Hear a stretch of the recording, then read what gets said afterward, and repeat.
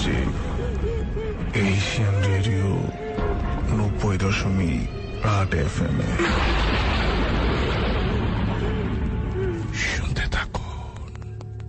সবাইকে স্বাগতম জানাচ্ছি এশিয়ান রেডিও 90.8 FM এ। রাত 11টা বেজে 59 এবং দেখতে দেখতে রাত 12টা শুরু হয়ে গেল ভৌতিক 90.8।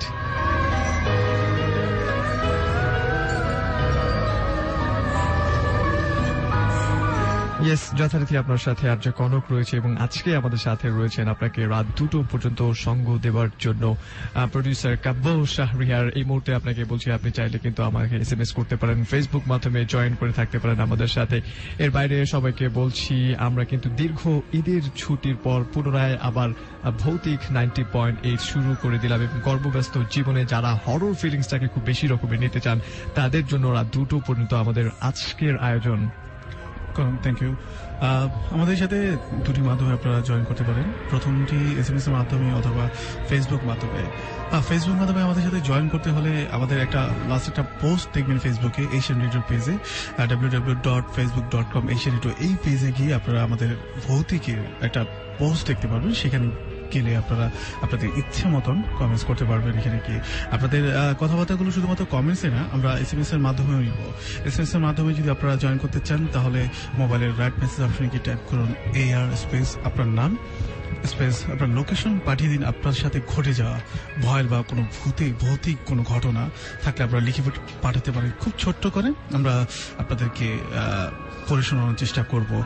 আর এই মাধ্যমে আপনারা চাইলে আপনারা দেশে বা দেশের বাইরে যারা আছেন, যারা ঢাকার বাইরে আছেন, যাদের ফ্রিকোয়েন্সি এশিয়ান রেডিও শুনতে পাচ্ছেন না যারা, তাদেরকে বলছি আপনারা চাইলে ভিজিট করতে পারেন আমাদের অনলাইনে। আপনারা অনলাইনে গিয়ে শুনতে পারেন আমাদেরকে www.facebook.com/ দুঃখিত, আমি আবার বলছি www.asianradio908.com। রাইট, এই মুহূর্তে আপনাকে বলছি, যদি আপনার কাছে কোনো ঘটনা থেকে থাকে এবং সেই ঘটনাগুলো একেবারে আনকমন ঘটনা, ভূত রিলেটেড আর অফকোর্স হরর রিলেটেড কোনো ঘটনা, সেই ঘটনাগুলো লিখে আমাদেরকে ফেসবুকের ফ্যান পেজে ইনবক্স করতে পারেন। এবং ইনবক্স করবেন অবশ্যই facebook.com/asianradio। এই পেজে নয়, এই পেজে শুধুমাত্র আপনি আপনার কমেন্টগুলো করবেন।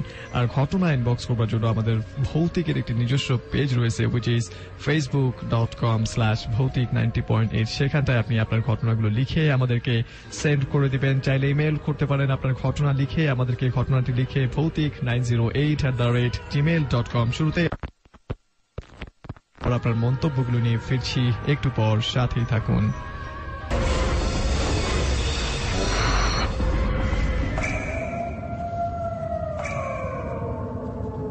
ভাইয়ারা, আসসালামু আলাইকুম। আমার নাম মোহাম্মদ মাসুদ ইবনে ইসমাইল। আমার বাড়ি যশোর জেলার মনিরামপুর থানায়। আজ আমি আপনাদের সাথে যে ঘটনাটি শেয়ার করব সেটা আমার বড় মামার সাথে ঘটেছে।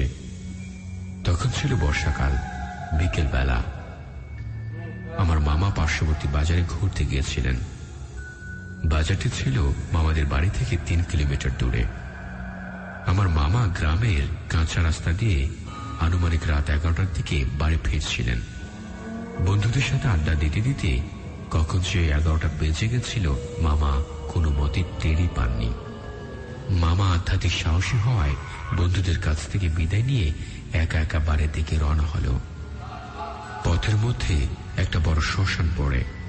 মামা 10 থেকে 12 মিনিট হাঁটার পর একটি বাঁশ ঝাড়ের নিকট পৌঁছালেন। বাঁশ ঝাড়ের ভেতরে কিছু একটা অদ্ভুত শব্দ সে শুনতে পেল।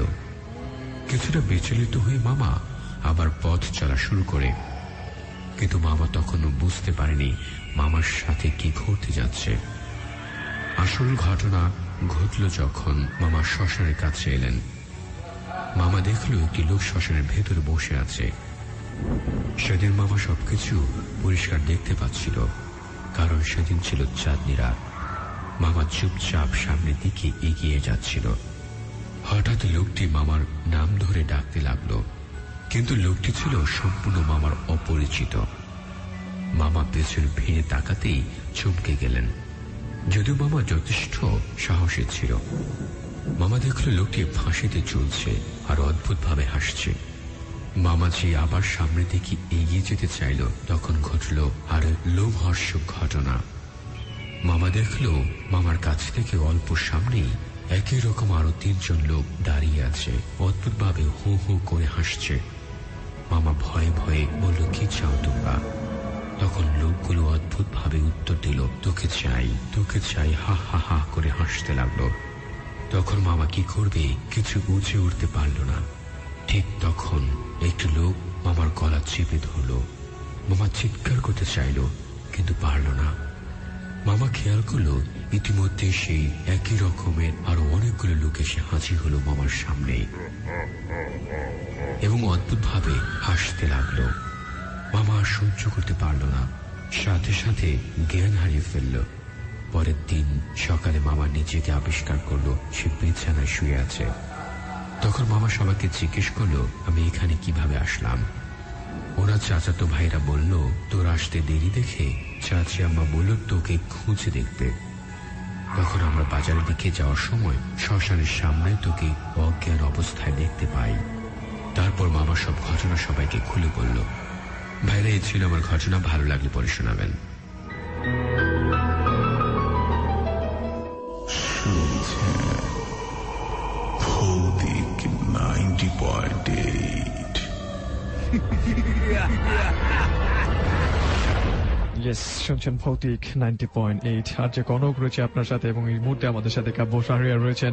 আপনি চাইলে আমাদেরকে SMS করবেন, ফেসবুক মাধ্যমে আমাদের সাথে কানেক্টেড থাকবেন। রাত 2টো পর্যন্ত অনেকগুলো হরর গল্প শুধুই আপনার জন্য আমরা রেখেছি। যে গল্পগুলো আমরা শুনছি ফিরোজ খানের কণ্ঠে। SMS মাধ্যমের বাইরে ফেসবুকে যদি আপনি আপনার মন্তব্যগুলো আমাদেরকে পোস্ট করে জানান দিতে চান, তাহলে অফকোর্স facebook.com/asianradio সেই ঠিকানায় চলে যাবেন। এবং শেখ রাতুল অভি তিনি আমাদেরকে টেক্সট করেছেন, আমি চলে আসলাম, অনেক মিস করেছি এতদিন ভৌতিক আর ঈদ মোবারক। অফকোর্স যারা আজকে প্রথম টিউন করলেন তাদের প্রত্যেকে ঈদের শুভেচ্ছা জানাচ্ছি, ঈদের ভৌতিক শুভেচ্ছা। MSI শুভ তিনি আমাদেরকে টেক্সট করেছেন, তিনি রয়েছেন আমাদের সাথে। এবং রয়েছেন প্রিন্স সালমান, তিনি বলছেন আই মিস ভৌতিক। অলরাইট, শুধুমাত্র একটা এপিসোড আমরা করিনি এবং পরবর্তী সবগুলো এপিসোড কিন্তু আমরা ধারাবাহিকভাবে করবার চেষ্টা করব। এমডি হাফিজুর রহমান চৌধুরী তিনি বলছেন উল্লাপাড়া সিরাজগঞ্জের গারেশ্বর বেলায় গ্রাম থেকে, এবং ভালোবাসার টানে আপনি আবারও পুনরায় ফিরে এসেছেন তেমনটাই যিনি জানিয়েছেন। আমরা বেশ কিছু টেক্সট পড়ে নিতে চাই। হ্যাঁ কনক, থ্যাংক ইউ। মাসুম লিখেছেন আমাদের SMS মাধ্যমে, ড্যামরা থেকে লিখেছেন, উনি ওনার অনেক বন্ধুদেরকে নিয়ে শুনছেন। অধর লিখেছেন নারায়ণগঞ্জ থেকে। আফ্রোদিটি লিখেছেন Dhaka was waiting for you, you guys are master of fairness, keep going, thank you পাশে থাকার জন্য। এমটি হোসেন লিখেছেন আমাদের সাথে আছেন সারওয়ার জুরাইন থেকে, উনি ওনার বন্ধুদের নিয়ে শুনছেন এবং ফার্স্ট যে গল্প মানে আমাদের যে ঘটনাটা ছিল তার ভালো লেগেছে। তন্ময় লিখেছেন ব্রাহ্মণবাড়িয়া থেকে, তারও সেই প্রথম ঘটনাটি ভালো লেগেছে। মোয়াসিন লিখেছেন কাপাসিয়া থেকে, দিদা আছেন খিলগাঁও থেকে। কনক অলরাইট, এমনি করে আমাদেরকে অনেকেই টেক্সট করছেন এবং ফেসবুক মাধ্যমে আমাদেরকে তাদের মন্তব্যগুলো জানাচ্ছেন। So here we go for the second story. এর পর আপনার মন্তব্য এবং ফেসবুকীয় কথাবার্তাগুলো নিয়ে ফিরছি একটু পর।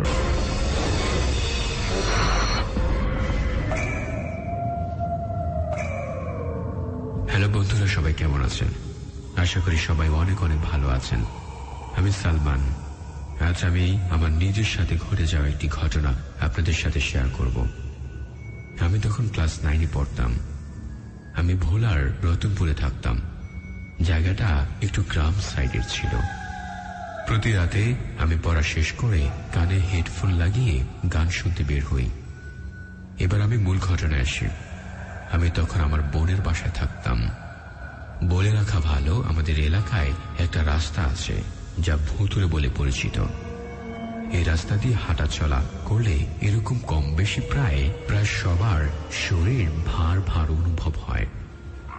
সেদিন আমার দুলাভাই লন্ড্রিতে কাপড় দিতে ভুলে যায়।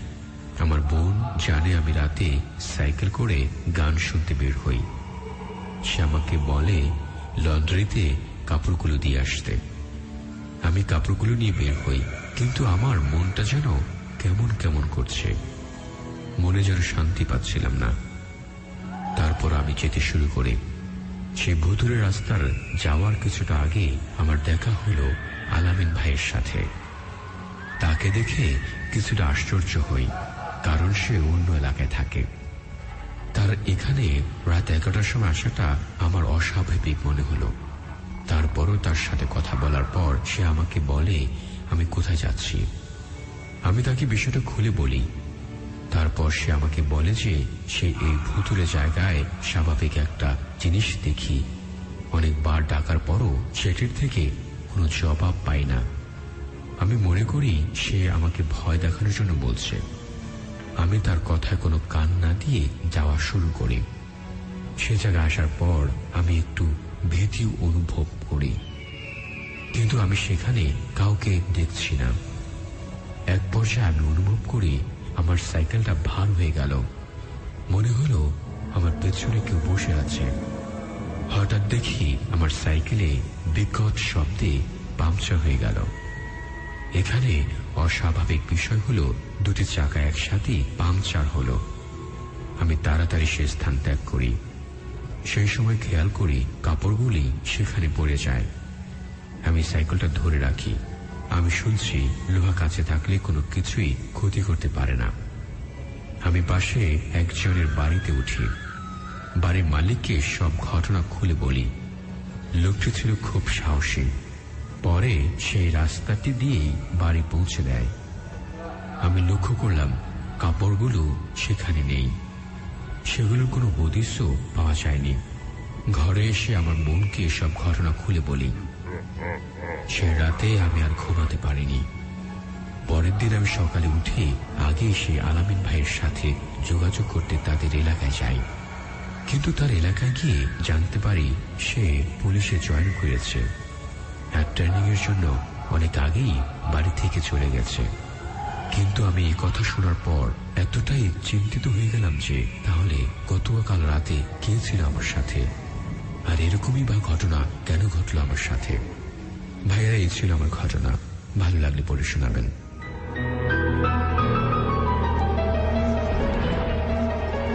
আরেকটি ঘটনা আমরা শুনে ফেললাম। আপনি শুনছেন ভৌতিক 90.8। ঠিক এই মুহূর্তে সময়টা হচ্ছে রাত 12:13। দুটো পর্যন্ত আপনার সাথে রয়েছে। আপনি চাইলে আমাদেরকে SMS করবেন, লিখবেন সেলফোনের মেসেজ অপশনে গিয়ে AR স্পেস আপনার নেম স্পেস আপনার লোকেশন আর একটি স্পেস দিয়ে আপনার কথাবার্তাগুলো লিখে সেন্ড করতে হবে 2323। এই নাম্বারটায় রয়েছে ফেসবুক মাধ্যম, যে মাধ্যমে চাইলেই আপনি আপনার মন্তব্যগুলো ঠিক এই মুহূর্তে আমাদেরকে পোস্ট করে জানান দিতে পারেন facebook.com/asianradio সেই ঠিকানায়।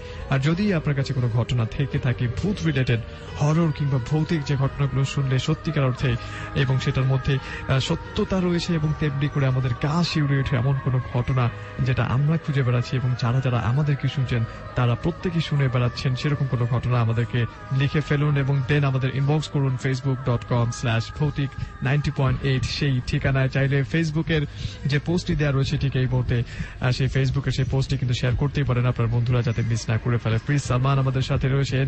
MD আয়াতুল, তিনি বলছেন হ্যালো ভাইয়া। শেখ রাতুল ওভি, তিনি আমাদেরকে বলছেন ভাইয়া সত্যি আমি ভৌতিকের অনেক বড় একটা ফ্যান। আমার ফোন এন্ড পিসিতে ভৌতিকের সবগুলো এপিসোড ডাউনলোড করে রাখে এন্ড ফ্রেন্ডদের শুনাই। I really like Bhoutik and Konok ভাই। Thank you so much. MSI Shuvo, তিনি আমাদেরকে কমেন্ট করেছেন ঠিক এই মুহূর্তে। রুস্তম ইসলাম, তিনি বলছেন হেই ভাইয়া কেমন আছো, তোমাদের সাথেই রয়েছি। ভৌতিক FM আমার খুব বেশি রকমের প্রিয়। রয়েছেন আমাদের সাথে হাফিজুর রহমান এবং তন্ডি ইসলাম অহনা, তিনি বলছেন কনক ভাই উত্তরা থেকে তোমার শুনছি, গত সপ্তাহে অনেক মিস করেছি এবং আরো ভয় পেতে চাই। হোপফুলি আমরা আপনাকে আরো ভয় দেখানোর চেষ্টা করব সত্য ঘটনাগুলো নিয়ে। এবং আরেকটি বার আপনাকে মনে করিয়ে দিতে চাই, মূলত আমরা কিন্তু ভয় দেখানোর জন্য কিংবা ভূতে বিশ্বাস কিংবা অবিশ্বাস করানোর জন্য এই শোটা করছি না, শুধুমাত্র ভূত রিলেটেড যেসব কিউরিসিটি রয়েছে সেই কিউরিসিটি মেটানোর জন্যই রয়েছি প্রতি মঙ্গলবার রাত 12টায় ভৌতিক 90.8-এ। আমাদের সাথে যারা SMS মাধ্যমে যারা জয়েন করেছেন তাদের নামটি একটু বলতে চাই কনক। আমাদের সাথে আছেন SI শুভ ধানমন্ডি থেকে।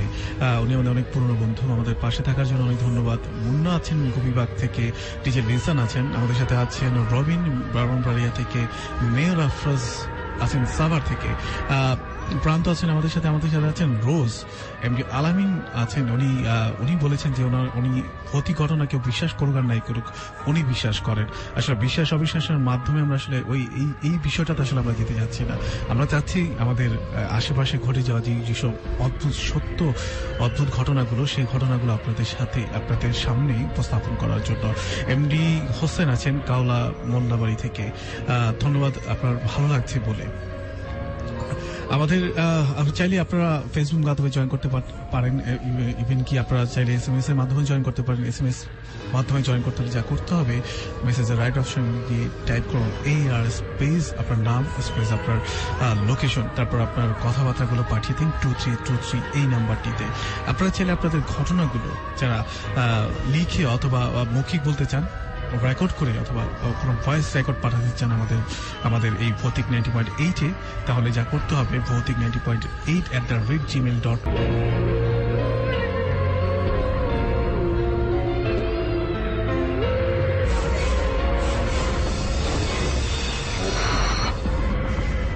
আমি তাইজুল ইসলাম জনি, শ্রীপুর মুন্সিগঞ্জ থেকে। আপনাদের প্রোগ্রাম আমার খুব ভালো লাগে। ঘটনাটা ভালো লাগলে পরে শোনাবেন। তখন গভীর রাত, সময়টা ছিল মাঘ মাস, তাই চারিদিকে ঘন কুয়াশায় ঢাকা। গ্রামের সব মানুষ তখন ঘুমিয়ে, শুধু একজন মানুষ এখনো জেগে আছে, আর তিনি হচ্ছেন রফিক সাহেব। রফিক সাহেব একজন স্থানীয় নাটক লেখক। এলাকার বিভিন্ন সাংস্কৃতিক অনুষ্ঠানের জন্য তিনি মঞ্চ নাটক লিখে থাকেন। কিছুদিন পরে এলাকায় একটি বড় ধরনের সাংস্কৃতিক অনুষ্ঠান হতে যাচ্ছে, আর সেই অনুষ্ঠানে নাটক লেখার দায়িত্ব পড়েছে রফিক সাহেবের উপরে। তাই তিনি গভীর রাত পর্যন্ত জেগে থেকে নাটক লেখার কাজে ব্যস্ত থাকে। কিন্তু আজকে রাতে লেখালেখির কাজে তার কিছুতেই মন বসছে না। ঘড়ির দিকে তাকিয়ে দেখে রাত তখন ঠিক 3টা বাজে। এমন সময় মনে হলো প্রাকৃতিক ডাকে সাড়া দিতে তাকে বাইরে যেতে হবে। তাই তিনি ঘর থেকে বের হলেন। বাইরে তখন কনকনে শীত, ভরা পূর্ণিমার মাঝে কুয়াশার সাদা রেখা দেখা যাচ্ছে। প্রাকৃতিক ডাকে সাড়া দেওয়ার কাজ শেষ করে রফিক সাহেব চিন্তা করলেন, বাইরে একটু হাঁটা চলা করলে মনটা হয়তো ভালো হতে পারে। তাই তিনি হাঁটতে হাঁটতে রাস্তার দিকে চলে গেলেন। চারিদিকে তখন শুনশান নীরবতা, কোনো জনমানুষের সারা শব্দ নেই। আশেপাশে শুধু ঝিঁঝি পোকার শব্দ, আর মাঝে মাঝে বহুদূর থেকে ঠিক শিয়ালের ডাক তার কানে ভেসে আসছে। কিছুটা সময় হাঁটাহাঁটির পরে চিন্তা করলেন, এত রাতে বাইরে থাকা ঠিক হবে না। তাই তিনি ঘরে ফেরার সিদ্ধান্ত নিলেন। এমন সময় তিনি লক্ষ্য করলেন, দূর থেকে কিছু মানুষ এগিয়ে আসছে। এত রাতে এই পথে মানুষ চলাচল করতে দেখে তিনি কিছুটা অবাক হলেন। কাছে আসতেই রফিক সাহেব দেখে তারা সংখ্যায় 4 জন, এবং তাদের কাঁধে ছিল সাদা কাপড়ে মোড়ানো একটি লাশ। লাশের গায়ে জড়ানো সাদা কাপড়টি ছিল বেশ ময়লাযুক্ত, আর লোকগুলোর গায়ে ছিল লম্বা সাদা জুব্বা এবং মুখে ছিল লম্বা দাড়ি। চোখ দুটো ছিল খুব ছোট, যেন গর্তের ভেতরে ঢুকানো, আর তাদের শরীর থেকে কেমন একটা বিশ্রী গন্ধ বেরোচ্ছে। রফিক সাহেব তাদের সালাম দিয়ে জিজ্ঞেস করলেন, আপনারা কোথায় যাচ্ছেন? তাদের মধ্য থেকে একজন উত্তর দিল, লাশটি দাফন করব। রফিক সাহেব এবার জিজ্ঞেস করলেন, এত রাতে কেন? তাছাড়া আপনারা যে দিক থেকে এসেছেন সেদিকেও তো একটি গোরস্থান ছিল। তাদের মধ্য থেকে একজন তখন আবার উত্তর দিল, এটা বেওয়ারিশ লাশ, আত্মীয়স্বজনের কোনো খোঁজ পাওয়া যায়নি, তাই এই রাত্রিবেলায় দাফন করতে হচ্ছে। এই কথা শুনে রফিক সাহেবের মনটা খারাপ হয়ে গেল। লাশটির জন্য তার কেমন একটা মায়া হতে লাগলো। রফিক সাহেব তখন জানতে চাইল, লাশের জানাজার নামাজ হয়েছে? উত্তরে তারা বলে, না হয়নি। রফিক সাহেব তখন মনে মনে ভাবতে লাগলো, আজকে রাতে যেহেতু তার লেখালেখির কাজে মন বসছে না, তাই লাশটির জানাজার নামাজে শরীক হলে ভালো হবে, আর সেখান থেকে এসে তিনি ঘুমাতে যাবে। তাই তিনি আর কোনো কথা না বাড়িয়ে তাদের পিছু পিছু হাঁটতে শুরু করলেন। কিছুটা পথ হাঁটার পর রফিক সাহেব খেয়াল করলেন, তারা গোরস্থানের দিকে না গিয়ে উল্টো পথ ধরে জঙ্গলের দিকে যাচ্ছে। তিনি তখন তাদের ডেকে বলে, আপনারা উল্টো পথে যাচ্ছেন কেন? ওদিকে তো কোনো গোরস্থান নাই। তাদের পক্ষ থেকে তখন উত্তর দিল, এটা বেওয়ারিশ লাশ, ব্যক্তি মালিকানা কোনো গোরস্থানে দাফন করতে দেবে না, তাই জঙ্গলে পাশে একটি ছোট্ট সরকারি খাস জমি আছে, সেখানে দাফন করতে হবে। একসময় তারা গিয়ে ওই জায়গায় উপস্থিত হলেন। সেখানে গিয়ে দেখলেন আগে থেকে 4-5 জন লোক সেখানে অবস্থান করছে।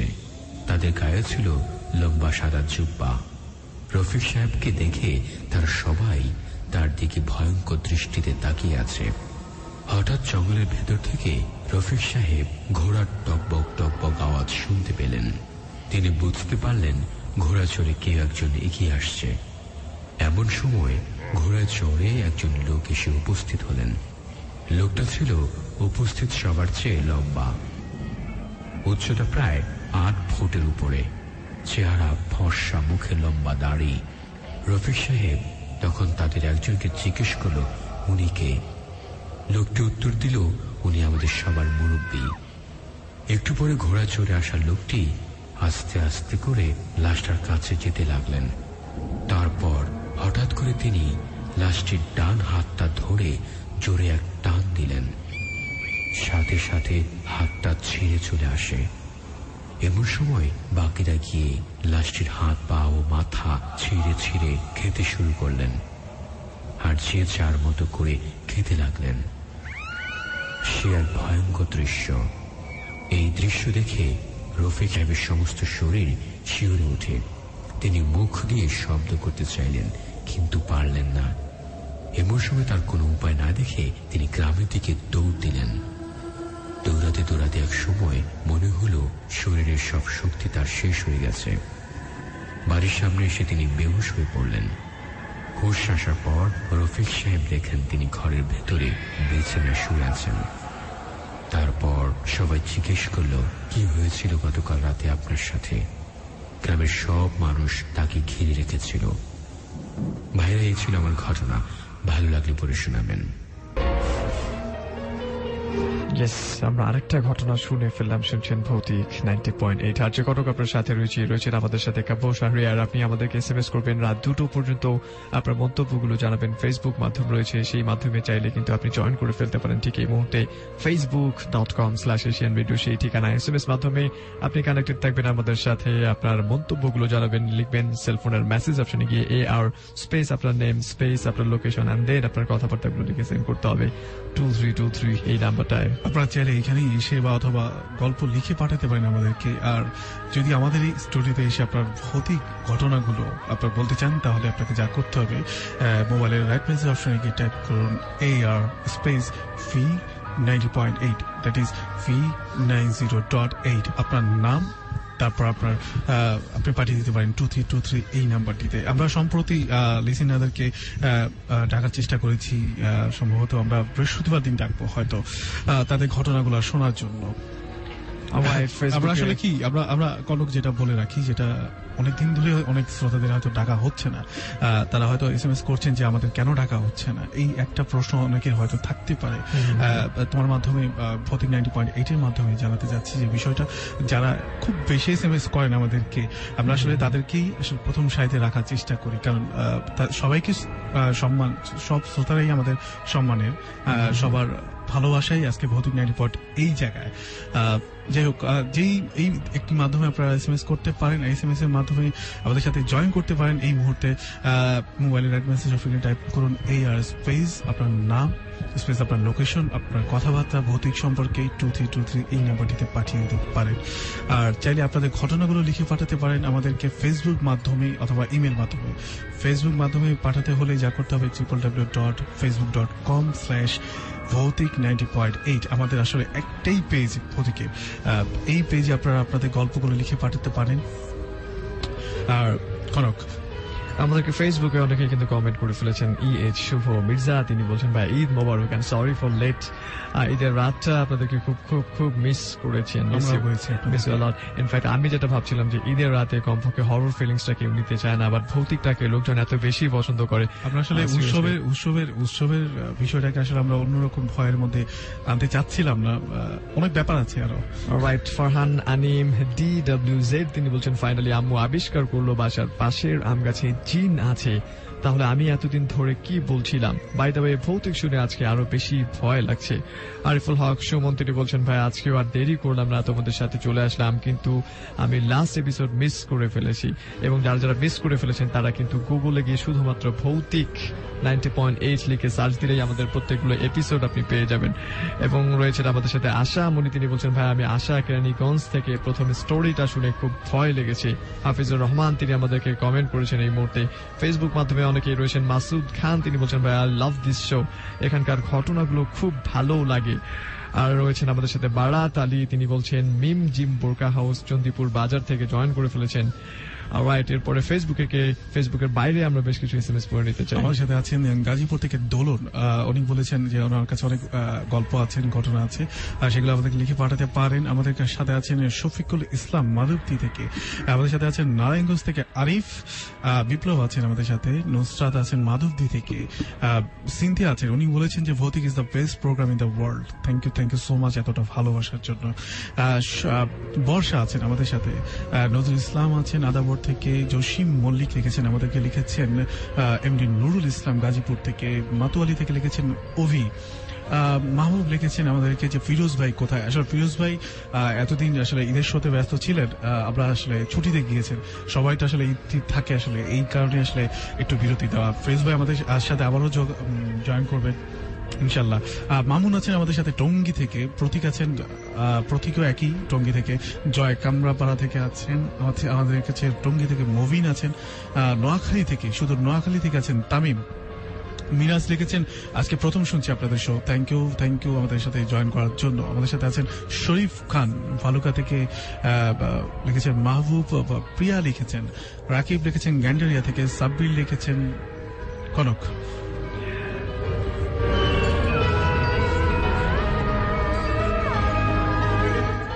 পুরো এপিসোড জুড়ে অনেকেই আমাদেরকে টিউন করে থাকেন, যারা প্রত্যেকটা এপিসোডে কোনো না কোনো ভাবে এসএমএস এর মাধ্যমে এবং এর বাইরে বিভিন্ন মাধ্যমে মুভির নামগুলো জানতে চান। তাদের জন্য আজকে বলছি, বলিউডে ভৌতিক সিনেমার জনপ্রিয় সিরিজ 1920 অর্থাৎ 1920, এই সিরিজের প্রথম সিনেমাটি দর্শকের মন জিতেছিল।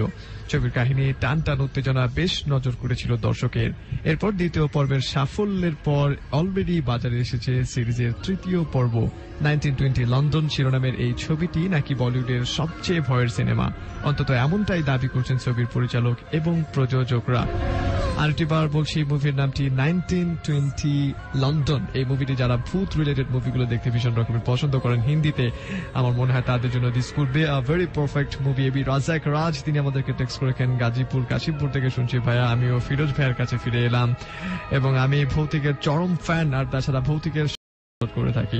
অলরাইট, হাসান রাজু তিনি আমাদেরকে এই মুহূর্তে কমেন্ট করেছেন। সো আমরা এই মুহূর্তে চলে যাবো নেক্সট আরেকটা স্টোরিতে। স্টোরির পর ফিরছি আপনার এসএমএস এবং ফেসবুকের কমেন্ট গুলো নিয়ে।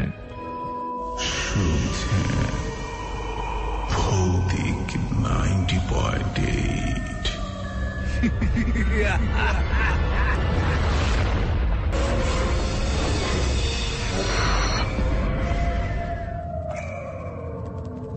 আমি শুভ নাটোর থেকে বলছি। ঘটনাটা আমার মামার সাথে ঘটে, আমি তার মতো করে বলছি। 5 ফেব্রুয়ারি 2008 আমার মা মারা যায়। ঘটনাটা ঘটে 7 তারিখে। আমি সেদিন মাগরিবের নামাজ পড়ে কবরস্থানে যাই কবর জিয়ারত করতে।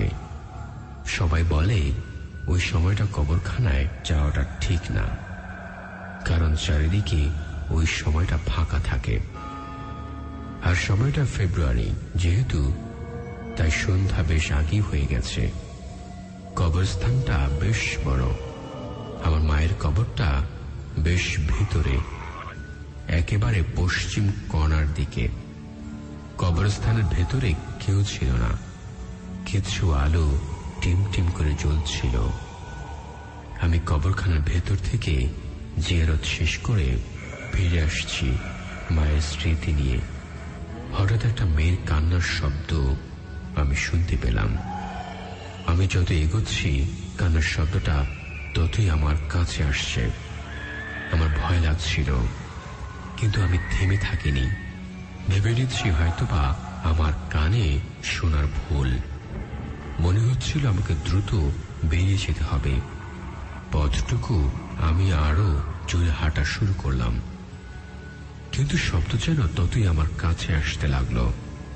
হঠাৎ মনে হলো শব্দটা আমার থেকে বেশি দূরে নয়, 7 কি 8 হাত দূরে হবে। তারপর আমি পেছনে তাকিয়ে দেখি একটা কবরের উপর একটা মেয়ে দাঁড়িয়ে আছে পাগলের মতো। তার গায়ের পোশাক আর চুল উচকো খুচকো। মেয়েটা কাঁদছে।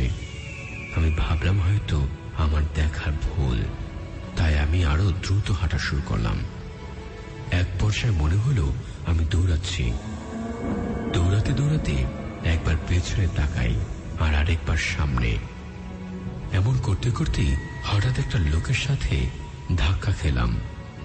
লোকটার পরনে সাদা আলখেল্লা মাথার টুপি, মুখে দাড়ি।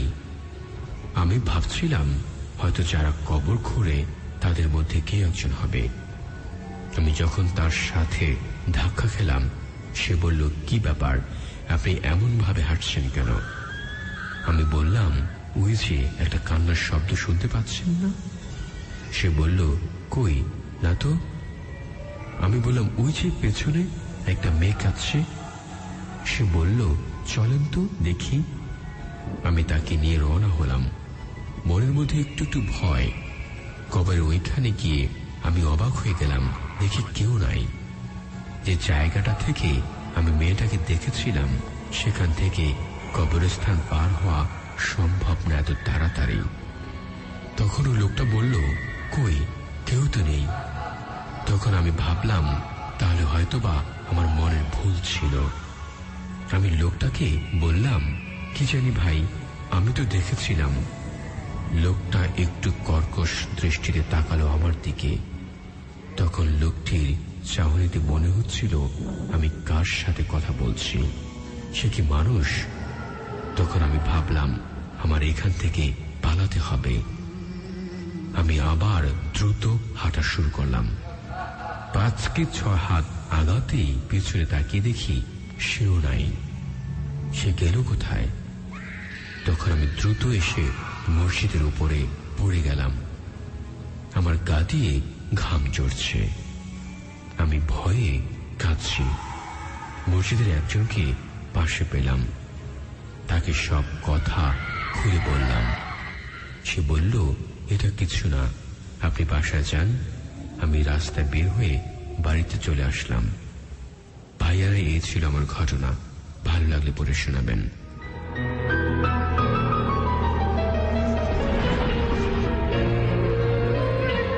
আরেকটি ঘটনা আমরা শুনে ফেললাম ফিরোজ খানের কণ্ঠে। আপনি কিন্তু চাইলে আমাদেরকে SMS এবং ফেসবুক মাধ্যমে এই মুহূর্তে কানেক্টেড থেকে যে ঘটনাগুলো আপনি শুনছেন, সেই ঘটনার সত্যতা কিংবা কতটুকু হরর ছিল, সেই কথাবার্তাগুলো আপনি আমাদেরকে জানান দিতে পারেন। যারা যারা মুভি দেখতে ভীষণ রকমের পছন্দ করেন, তাদের জন্য এই মুহূর্তে আমার হাতে বেশ কিছু মুভি রয়েছে, যে মুভিগুলো আমি আপনাদেরকে এই মুহূর্তে সাজেস্ট করতে পারি। এবং অনেকে আমাদেরকে টেক্সট করছেন নতুন মুভির নামের জন্য। পুরনো অনেকগুলো হরর মুভি রয়েছে, যে মুভিগুলো এখন পর্যন্ত আপনাকে অনেক বেশি রকমের আতঙ্কের ভেতর ফেলে দিবে। হরর সিনেমার এমন এক জেনর রয়েছে যা মানুষের আদিমতম অনুভূতি, ভয় ও আতঙ্ক দিয়ে নেতিবাচক আবেগ সঞ্চার করে থাকে, যেমনটা আমরা ভৌতিক 90.8 প্রতি মঙ্গলবার করার চেষ্টা করি। এডগার অ্যালান পো, রাম স্টোকার্স এবং মেরি শেলির লেখা থেকে হরর মুভির শুরু হয়েছিল। অলরাইট, আরেকটি বার তাদের নামগুলো বলে দিচ্ছি। এডগার অ্যালান পো, রাম স্টোকার এবং মেরি শেলি, যাদের লেখা থেকে মূলত হরর মুভির যাত্রা শুরু হয়েছিল পৃথিবীতে। হরর মুভি দর্শকের ভয়, দুঃস্বপ্ন, অজানা আশঙ্কা ও দুর্ভাগ্য কেন্দ্র করে তৈরি হয়।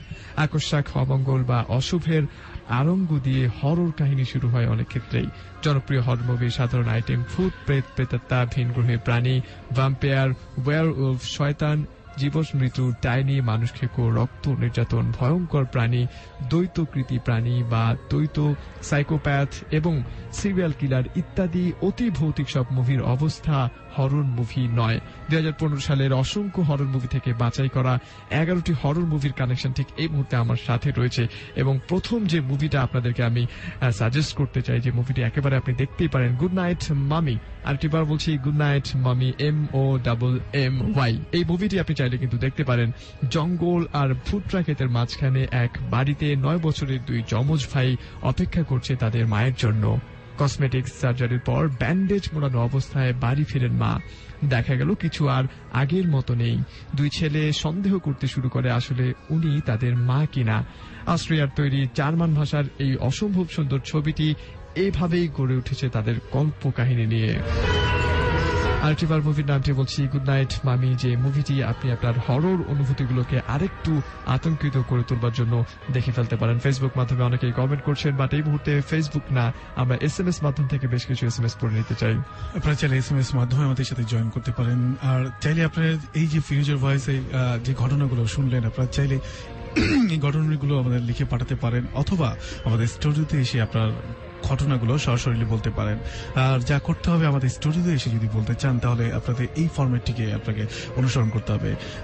লিখতে হবে মেসেজের রাইট অপশনে গিয়ে টাইপ করুন AR স্পেস V90.8 অর্থাৎ V908, আপনার স্পেস দিয়ে আপনার নাম লিখে পাঠিয়ে দিন 2323 এই নাম্বারটিতে। আর যারা SMS মাধ্যমে জয়েন করতে চান তাদেরকে বলছি, আপনাদের চাইলে আপনাদের ভৌতিক সম্পর্কে, আপনার ভৌতিক 90.8 সম্পর্কে যদি কোনো কথাবার্তা থাকে সেটাও পাঠাতে পারেন 2323 এই নাম্বারটিতে। তবে মেসেজের রাইট অপশনে গিয়ে টাইপ করতে হবে AR স্পেস আপনার নাম স্পেস আপনার লোকেশন। আর SMS মাধ্যমে যারা জয়েন করছে তাদের একটু তাদের মেসেজগুলো একটু করে দিতে চাই। দুঃখিত। আকাশ লিখেছেন ঢাকা থেকে, উনি ভয় পাচ্ছেন। আলামিন লিখেছেন মিরপুর 1 থেকে। জুবাইর বলেছেন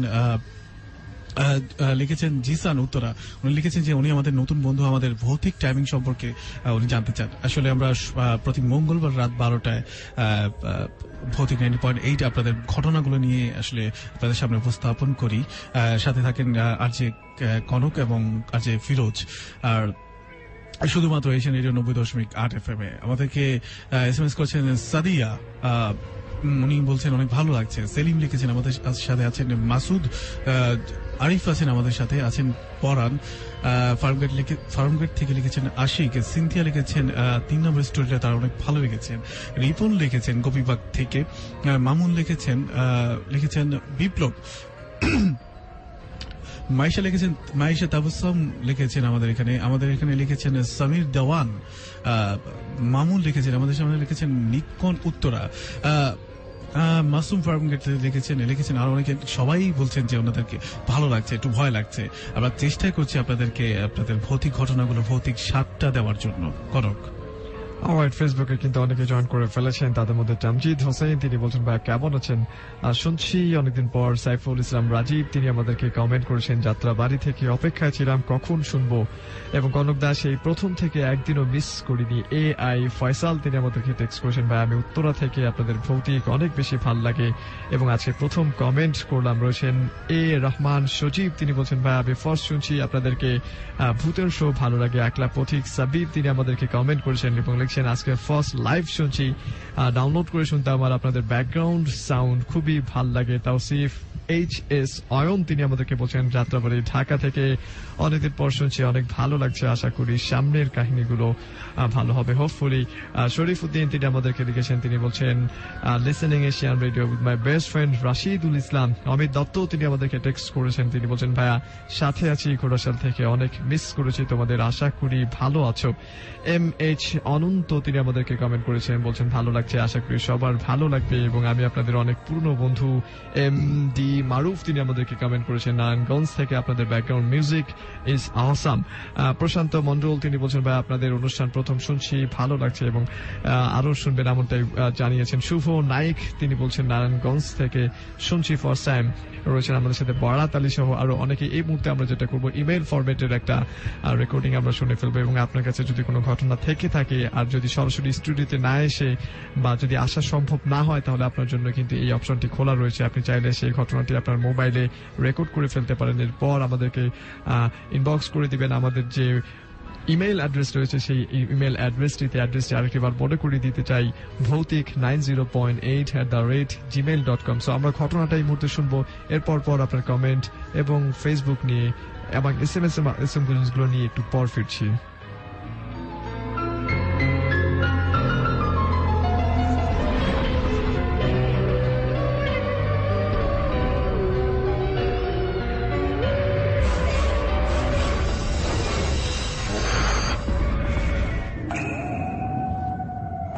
আমার নাম ইব্রাহিম রিয়াদ সোহাগ, আমি গাজীপুর থেকে এসেছি। এখন যে ঘটনাটা বলতে চাচ্ছি সেটা অনেক বছর আগের ঘটনা, আমার দাদির কাছ থেকে শোনা। দাদির কাছ থেকে প্রায় আমি 7-8 বছর আগে শুনছি ঘটনাটা। এটা বৃহত্তর কুমিল্লার ব্রাহ্মণবাড়িয়া জেলার একটা অজপাড়া গায়ের একটা ঘটনা। আমার দাদি যখন অনেক ছোট তখন ঘটনাটা ঘটছে। আমার দাদির খুব কাছেরই হয়তো বা আত্মীয় স্বজন একজন, তারা 2 ভাই ছিল। তারা 2 ভাই তখন তারা জমিতে চাষ করতো বা বর্ষাকাল ছিল, তখন তারা তাদের জমিতে পানি দিবে। পানি দেওয়ার জন্য তারা 2 ভাই যখন রাত্রে খাওয়া দাওয়া করলো তখন ডিসিশন নিল যে পরের দিন সকালে অনেক ভোরবেলা যে অনেকখানি জমি তাদের সবগুলো জমিতে পানি দিতে হইব, এই জন্য অনেক ভোরে তারা 2 ভাই চলে যাবে, গিয়ে তাদের জমির মধ্যে পানি দিবে এবং তারা তাদের জমিতে ধান রোপণ করবো, ধান চারা রোপণ করবো। সো কথা অনুযায়ী সবাই খাওয়া দাওয়া শেষ করে ঘুমায় গেল। অনেক ভোরে মানে যেরকম সকাল আসার কথা ছিল তার একটু আগেই মানে বেশ কিছুক্ষণ আগেই নাকি বড় ভাইটা ছোট ভাইকে ডাকতেছে যে অমুক তুই চলে আয়, আমরা খেতে জমিতে পানি দিয়ে আসি, আমরা যে অনেক জমি, সো আমরা পানি দিই অনেক, যাতে সকাল সকাল আমরা পানি দেওয়া কাজে শেষ করতে পারি। সো যথারীতি ছোট ভাই বড় ভাইয়ের ডাক শুনে চলে গেছে এবং 2 ভাই মিলা সেই ভোরবেলা থেকেই জমিতে পানি দিতেছে তো দিতেছি। তারপর বেশ কিছুক্ষণ পর যখন বড় ভাই ঘুম থেকে উঠলো, ওঠার পর ছোট ভাই ডাকতে গেছে, তখন ছোট ভাইয়ের বউ নাকি বলতেছে যে ভাই আপনি তো একটু আগে ডাক দিয়ে নিয়ে গেলেন, আপনার ভাই তো আপনার সাথে চলে গেছে। পরে বড় ভাই আর বাসায় কিছু বলে নাই, না বলা চুপি সারে চলে গেছে জমি দেখতে চলে গেছে যে আসলে ভাই কার সাথে গেছে বা কি করতেছে জানার জন্য ওই জমিতে গেছে। যাওয়ার পরে সেই বড় ভাই দেখতে পেলো যে আসলে 2 জন জমিতে পানি দিতেছে। ছোট ভাইয়ের সাথে তার মতো হুবহু চেহারার একজন জমিতে পানি দিতেছে। পানি দেওয়ার পর বড় ভাইটা বুঝতে পারলো যে আসলে এটা আসলে মানুষ না, যদিও এটা মানুষ ছিল না কিন্তু অবিকল চেহারাটা ছিল মানুষের মতোই, বড় ভাইয়ের মতোই চেহারা ছিল। আর যত রকমের শোনা যে আমার দাদি বলছিল যে শয়তানদের নাকি একটা কিরকম থলের মতো একটা থাকে, যেটার মধ্যে তাদের সব ক্ষমতা থাকে। এই থলেটা যদি কেউ হাত করতে পারে তাহলে শয়তান তার পোষ মানতে বাধ্য। সে বড় ভাই অনেক কিছু জানতো, সে যখন খেয়াল করলো যে তার মতো কেউ একজন তার ভাইয়ের সাথে জমিতে পানি দিতেছে, তখন সে আশেপাশে ভালো করে খেয়াল করে দেখলো জমির পাশে আলের মধ্যে একটা থলে আছে। সে আস্তে করে থলেটা নিয়ে মানে চলে আসার পর যথারীতি 2 ভাই জমিতে পানি দিল। বাড়িতে চলে আসার পর বড় ভাই বাড়ির লোকদেরকে জানাই দিল ব্যাপার যে এরকম কাহিনী হয়েছে। থলেটা নিয়ে এসা সরিষার একটা ড্রামের মধ্যে রাখছে, কারণ শয়তান নাকি সরিষা খুব ভয় পায়, সরিষা থেকে যত সম্ভব দূরে থাকার চেষ্টা করে। তাই শয়তান বাড়িতে আসার পর তো বুঝা গেছে যে আমার থলে পাইতেছি না, নিশ্চয়ই কিছু একটা কাহিনী আছে। বাড়িতে আসার পরে তখন তো সেই লোকের বড় ভাইয়ের পোষ মেনে গেছে, বড় ভাই যা বলে তাই করতে বাধ্য শয়তান। এবং বড় ভাই এই সুযোগ নিয়ে শয়তানকে দিয়া বাড়ির সমস্ত কাজকর্ম, আসলে অনেক লোকের কাজকর্ম শয়তানকে একা দিয়ে করায়। শয়তান তার প্রতি অনেকটা খেপা, কিন্তু খেপা থাকলে কি করবার, তার তো কোনো কিছু করার ক্ষমতা নাই, কারণ তার সমস্ত ক্ষমতা থলের মধ্যে থাকে, আর সেই থলেটা হচ্ছে বড় ভাইয়ের হাতে। কাজেই ওইটা রেগুলার তার কথা শুনতো এবং কোনো প্রতিবাদ করতে পারতো না, কিন্তু প্রচুর কান্না করতো, রিকোয়েস্ট করতো যে আমাকে এটা দিয়ে দেন, আমার থলেটা দিয়ে দেন, আমি আর কখনো আপনাদের কোনো ক্ষতি করবো না, আপনাদের কাছ থেকে আমি অনেক অনেক দূরে চলে যাবো। কিন্তু বড় ভাই তার কথা শুনে নাই। এরকম প্রায় 40 দিনের মতো এরকম ওইটাকে দিয়ে সেই বাড়ির সমস্ত কাজকর্ম করাইছে এবং তার মানে ফায়দা হাসিল করছে। কিন্তু এক সময় ওই এলাকায় সাপ্তাহিক হাট বসে, সম্ভবত সাপ্তাহিক রবিবারে হাট বসে। তো একদিন যখন বড় ভাই বা বাড়ির পুরুষ সকলা বাড়ির বাইরে চলে গেল, তখন মহিলাদেরকে জানাই গেল যে আমরা চলে যেতেছি, ওটা কিন্তু তোমাদেরকে অনেক রিকোয়েস্ট করবে, অনেক অনুবিনয় করবে, থলেটা দেওয়ার জন্য তোমরা কিন্তু কেউ দিবা না, দিলে কিন্তু অনেক ক্ষতি হয়ে যাবে। কিন্তু তারা যখন চলে গেল, মহিলা আসলে নরম মনের মানুষ, অনেক রিকোয়েস্ট, অনেক অনুবিনয় করার পরে, অনেক কান্নাকাটি করার পরে মহিলারা নিজেদেরকে আর কন্ট্রোল করতে পারে নাই। এক সময় ওইটার কাছে কথার কাছে হারমাই না থলেটা দিতে বাধ্য হয়েছে। দেওয়ার পর ওইটা যখন চলে গেল, তখন একটা অভিশাপ দিয়ে গেছে যে আমাকে যতদিন আটকায় রাখছে তার শাস্তি হিসাবে যে আটকায় রাখছে মানে অন্ধ হয়ে মারা যাইবো, আর এবং ওর বংশের প্রত্যেকটা বংশের মধ্যে একটা না একটা অন্ধ থাকবে। এবং যথারীতি আসার পরে তার কিছুদিন পরেই লোকটা অন্ধ হয়ে গেল এবং মরার আগ পর্যন্ত সে অন্ধ হয়েছিল এবং তারপর থেকে তার বংশে কেউ না কেউ একজন অন্ধ থাকে। এটা একটা ঘটনা। তারপর আরেকদিন আমার দাদুবাড়ি এলাকা, সেটা এলাকা গ্রামের নাম হচ্ছে আসাদনগর, সে ব্রাহ্মণবাড়িয়া জেলার একটা খুবই ভালো একটা গ্রাম আসাদনগর। সেই গ্রামের নাম শুনলে আসলে বোঝা যায় এটা একটা আসাদনগর মানে হচ্ছে ভাগের শহর। আসলে এই এলাকায় একটা সময় অনেক ভাগের বিচরণ ছিল। সেই তো অনেক আগের কাহিনী আমার দাদির কাছ থেকে শোনা। ওইখানে নাকি একটা অনেক আমাদের দাদার এই সম্ভবত বাবা অথবা দাদা এরকম কিছু ছিল, উনি খুব সাহসী ছিলেন, খুবই শক্তিশালীও ছিলেন। অনেকদিন বাঘ মারার জন্য ওনার নামটা বিখ্যাত ছিল।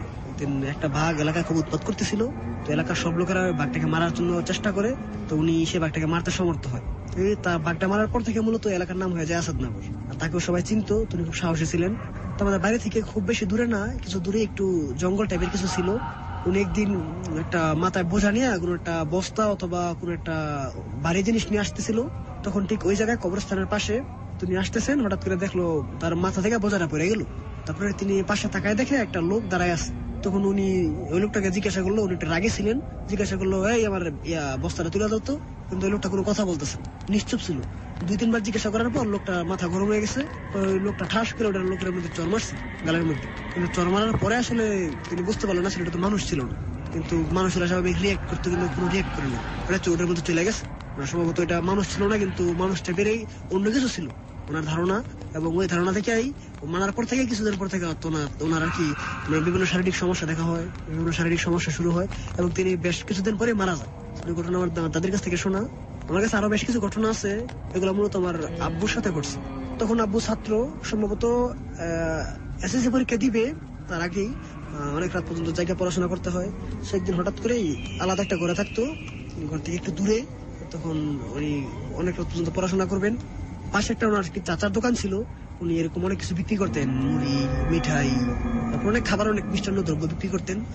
ওই দিন অনেক রাত্রে আব্বু ওনার কাছ থেকে উনি ঘুমায় আছেন, ওনার ডাইকা তুলছে, তুলার পরে বললো কি জানি খাইতে চাইছে, মুরালি বা এরকম কিছু টাইপের মিষ্টান্ন জাতীয় দ্রব্য ওনার কাছ থেকে কিনে নিয়ে আসলেন। আসার পরে যখন ঘরে আসলো, আসে ওগুলা খাইছে কিনা আমার খেয়াল নাই, তবে তিনি ওইগুলা টেবিলে রাইখা পড়া শেষ করে শুয়ে পড়ছিলেন, চোখের মধ্যে শুয়েছিলেন। হঠাৎ করে দেখতে পেলেন, মানে কিরকম যেন একটা অনুভূতি করলেন। তার কিছুক্ষণ পরেই তার মাথার চুল ধরে কে যেন টান দিল, টান দিয়ে একটা হেঁচকা টান দিয়া চোখের থেকে তুইলা মানে ঢিলা মেরা, এক প্রকার আব্বু এরকম ভাবে বলছে যে আমার ঢিলা মেরা টেবিলের উপরে ফেলাই দিছে। তারপর আব্বুর সাথে সাথে এক চিল্লান দিয়া দরজাটা কোনো রকম খুলা দৌড় দিয়া সাথে সাথে আমার দাদির কাছে চলে গেছে।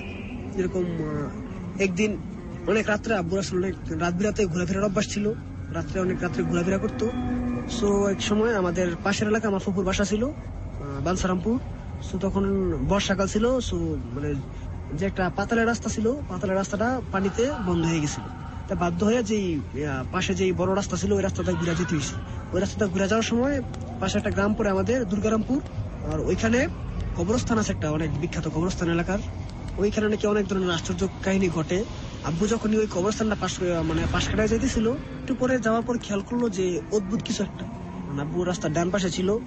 আব্বু যখন যেহেতু এরকম অনেক কিছু জানে, এরকম ছোটখাটো অনেক এক্সপিরিয়েন্স আছে আব্বু, আব্বু জানে যে রাস্তার যে যদি মানে অদ্ভুত কিছু হয় তাহলে তাকে যেন ডান পাশ দিয়ে কোনো সময় সাইড না দেওয়া হয়। তাই আব্বু রাস্তার ডান পাশ থেকে যত সম্ভব রাস্তার ডান পাশে ঘেঁষায় ঘেঁষায় হাঁটতেছিল, আর যত সম্ভব দোয়া দূর যতটুকু জানতো করতেছিল। তো হাঁটতেছি, কিন্তু আসলে ছায়াটা ক্রমান্বয়ে বাড়তেছিল, মানে ছায়াটা চাইতেছিল যে ডান পাশ থেকে ব্লক করতেছিল, চাইতেছিল আব্বু যেন একটু বাম পাশে যায়। কিন্তু আব্বু অনেক কিছু জানতো, তো আব্বু আর বাম পাশে যায় নাই, ডান পাশে দিয়ে হাঁটতেছিল। যতক্ষণ কবরস্থানটা পার হয়েছে ততক্ষণ নাকি এরকম বাধা ছিল, মানে ছায়ার মতো আস্তে আস্তে ছায়াটা বাড়তেছিল। বাড়ার পর কিন্তু যখন কবরস্থানটা পাশ কাটায় গেছে, ঠিক দূর আব্বুর পরিচিত একজনের বাড়ি ছিল, আব্বু চিল্লান দিয়ে ওই বাড়িতে চলে গেছে। তারপর যখন বাড়ি থেকে লোকজন বের হয়েছে তখন ছায়াটাকে আর দেখে নাই, ছায়াটা নিমেষে উধাও হয়ে গেছে। এটাই একটা ঘটনা। তারপর আরেকদিন ঠিক সন্ধ্যার দিকে আব্বু বাড়ির বাইরে দাঁড়ায় আছে, কি ঠিক দরজার বাইরে দাঁড়ায় আছে কোন একটা কারণে। তো বাড়ির সবাই ঠিক বাড়িতে উপস্থিত ছিল, আব্বু অনেক ছোট তখন। হঠাৎ করে দেখতে পেল আমাদের বাড়ির ঠিক উত্তর পাশে একটা বাড়ি, দক্ষিণ পাশে একটা বাড়ি। উত্তর পাশে এক পা দেওয়া, দক্ষিণ পাশে এক পা দেওয়া। আমাদের বাড়ির পিছন দিকে একটা ডাব গাছ ছিল, ঠিক ডাব গাছটা বরাবর, ঠিক ডাব গাছটার উপর দিক দিয়ে দুই দিকে দুই পা দেওয়া। উত্তর বাড়িতে এক পা, দক্ষিণ বাড়িতে এক পা। হঠাৎ করে আব্বু দেখতে পেল, আব্বুর নজরে পড়ছে। আব্বু দেখার পরে সাথে সাথে চিল্লান দিয়ে বললো যে কে আসো, দেখে যাও, কি অদ্ভুত কিছু একটা। সাথে সাথে দৌড় ঘর থেকে সবাই আসলো। আমার বড় ফুপু আর মেজো ফুপু সম্ভবত দেখতে পারছে, কিন্তু সবাই দেখতে পারে নাই। কিছুক্ষণের জন্য স্থায়ী ছিল, কয়েক সেকেন্ডের জন্য, তারপর সেটা উধাও হয়ে গেছে। তারপরে যে ঘটনাটা মানে বেশি দিন আগে না, মানে আমি যখন ছোট ছিলাম তখনই ঘটনাটা। আব্বু এক সময় বর্ষাকাল ছিল, তখনও আব্বু আমার নানু বাড়িতে গেছিল। আমি আর আমার আম্মু নানু বাড়িতে ছিলাম, আর আব্বু চলে আসছিল আমাদের রাইখা। আসার পর আব্বু আমাদের বাড়িতে আসলো, এসে দেখলো আমাদের বাড়ি তালা দেওয়া। পরে পাশের লোকেরা বললো, বাড়ির লোকেরা বললো যে আমার দাদি নাকি আমার ফুপুর বাসায় গেছে, পাশের গ্রাম বানসারামপুর, ওই গ্রামে নাকি আমার দাদি গেছে। এখন অবশ্য গ্রাম না, শহরে গেছে, অনেকটা শহর টাইপের। ওইখানে দাদি গেছে। তো বর্ষাকালে আব্বু একটা নৌকা নিয়ে চলে গেছে যে আমার ফুপুর বাসায় সরাসরি যাবে। অবশ্য নানু দাদির জন্য ভাপা পিঠা বানাই দিছিল, দুইটা বড় বড় ভাপা পিঠা বানাই দিছিল। পিঠাগুলো নিয়েই আব্বু আমার ফুপুর বাসার দিকে রওনা দিছে। যখন কিছু দূর গেল, আমাদের এলাকায় আসলে দুইটা খাল পড়ে, এই আসাদনগর থেকে বানসারামপুর যেতে দুইটা খাল, একটা কাঠালি খাল, একটা হচ্ছে সীমানা খাল। ওই খালে নাকি কোনো একটা প্রবলেম আছে কাঠালি খালের মধ্যে। যখনই ওই খালটা পার হইতেছিল, ক্রস করতেছিল, তখন আব্বু কিছু একটা অদ্ভুত কিছু একটা অনুভব করলো। পরে যখন হঠাৎ করে ব্যাগের দিকে নজর করলো, দেখে ব্যাগের ওজনটা কমে গেছে। পরে ব্যাগটা খুলে দেখলো যে ব্যাগের মধ্যে যে পিঠা ছিল দুইটা গায়েব হয়ে গেছে। আসলে আব্বু একটা অবাক হয়ে গেছিল। প্রথমে যদি অবাক হয়েছিল যদিও, কিন্তু আব্বু পরে বুঝতে পারছে যে আসলে এরকম অনেক ঘটনা যেহেতু আমার সাথে ঘটছে, এটাও হয়তো অলৌকিক কিছু একটা ঘটছে। আসলে এটা আসলে অন্যরকম একটা ঘটনা। তারপর আরেকটা ঘটনা আছে আমার কাছে 2004 সালের বন্যার সময়। তখন যেহেতু বন্যা হয়েছিল, প্রায় অনেকখানি পানি হয়েছিল, আমাদের বাড়িতেও পানি উঠছিল। আর আমাদের বাড়ির পাশে অনেকগুলো যে খাল ছিল, এখানে আব্বুদের একটা প্রজেক্ট ছিল, মাছের প্রজেক্ট। সো জাল দিয়ে বেড়া দিয়ে মাছের প্রজেক্ট বানাইছি।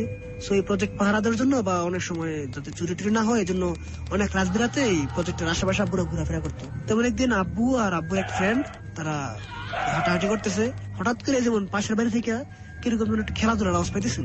তখন গভীর রাত, প্রায় রাত 2টা থেকে 3টা বাজবে।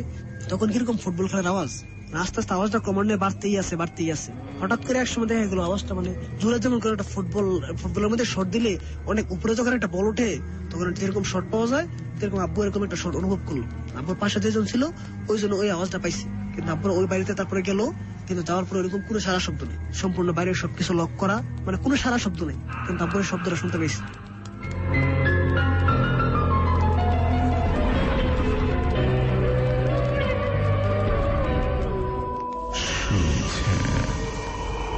ভৌতিক 90.8। প্রিয় শ্রোতা, আপনারা শুনছেন ভৌতিক 90.8, যে শুধুমাত্র এশিয়ান রেডিও 90.8 FM এ। আমি কাব্য আছি, আমার সাথে আছেন যে কনক। এতক্ষণ ধরে যে এই ঘটনাটি আমরা শুনলাম, আমাদেরকে পাঠিয়েছেন রেকর্ড করে সোহাগ, গাজীপুর থেকে। ধন্যবাদ সোহাগকে এরকম একটা ভয়ের ঘটনা আমাদেরকে পাঠানোর জন্য। কনক, ফেসবুক মাধ্যমে যদি জয়েন করতে চান তাহলে facebook.com/asian radio সেই ঠিকানায় চলে যাবেন। অনেকেই আমাদেরকে সেখানে কমেন্ট করছেন। ঘটনা যদি আপনার কাছে থেকে থাকে তাহলে আপনি সেই ঘটনাটি লিখে facebook.com/bhautik90.8 সেই অ্যাড্রেসে চাইলে কিন্তু আমাদেরকে ইনবক্স করে দিতে পারেন। আর সোহাগের মতো করে যদি কোনো ঘটনা রেকর্ড করে আপনি আমাদেরকে পাঠাতে চান তাহলে সেক্ষেত্রে মোবাইলের মেসেজ অপশনে গিয়ে আপনি মেসেজ অপশনে না, মূলত রেকর্ড অপশনে চলে যাবেন এবং সেখান থেকে সেটি রেকর্ড করে আমাদেরকে ইনবক্স করে দিবেন bhautik90.8@gmail.com। এমডি হাফিজুল্লাহ শাওন রয়েছেন চৌধুরীপুর থেকে। কনক ভাই, আমার কাছে অনেক ঘটনা আছে, শেয়ার করতে চাই স্টুডিওতে গিয়ে। সেটার জন্য আপনাকে সেলফোনের মেসেজ অপশনে গিয়ে লিখে ফেলতে হবে AR স্পেস দিয়ে লিখতে হবে B90.8 আর একটি স্পেস দিয়ে নাম এবং সেলফোন নাম্বার লিখে 2323 এই নাম্বারটা সেন্ড করবেন। চন্দিপাড়া থেকে অনেকে লিখছেন অভি কোলে লিখছেন কনক ভাই এন্ড ফিরোজ ভাই, লাইক ইউ সো মাচ। রয়েছেন আমাদের সাথে ফয়েজ রাজ যুবরাজ, তিনি বলছেন ভাই আমি যুবরাজ, আজকে মনটা খুব খারাপ, তারপরেও জুরাইন আলমবাগ থেকে শুনছি আমি তোমাদের সাথে রয়েছি 2টো পর্যন্ত। রয়েছেন আমাদের সাথে MSI শুভ, রয়েছেন আমাদের সাথে প্রিন্স সালমান এবং এই মুহূর্তে আমাদেরকে হাফিজুর রহমান কমেন্ট করেছেন। আলফি আহমেদ, তিনি বলছেন আমরা 3 বন্ধু মিলে শুনছি আপনাদের বাসার ছাদে, আমাদের বাসার ছাদে ভয় উপভোগ করছি ভাই, thanks to you, your most welcome. Rustam Islam, তিনি আমাদের সাথে রয়েছেন, কেমন আছো? ফাইন। রয়েছে আমাদের সাথে EH শুভ মির্জা, রয়েছেন আমাদের সাথে ফারহান এনিম DWZ। আমাদের সাথে SMS মাধ্যমে যারা ছিলেন তাদের নাম একটু পড়তে চাই। আমাদের সাথে আছেন গ্যান্ডের থেকে রাতুল, লিখেছেন পিপলুক খান ধামরাই থেকে, উনি লিখেছেন যে অনেক ভয় লাগছে ওনার। ধন্যবাদ আপনাকে। সুরুজ লিখেছেন ঢাকা শ্যামপুর থেকে।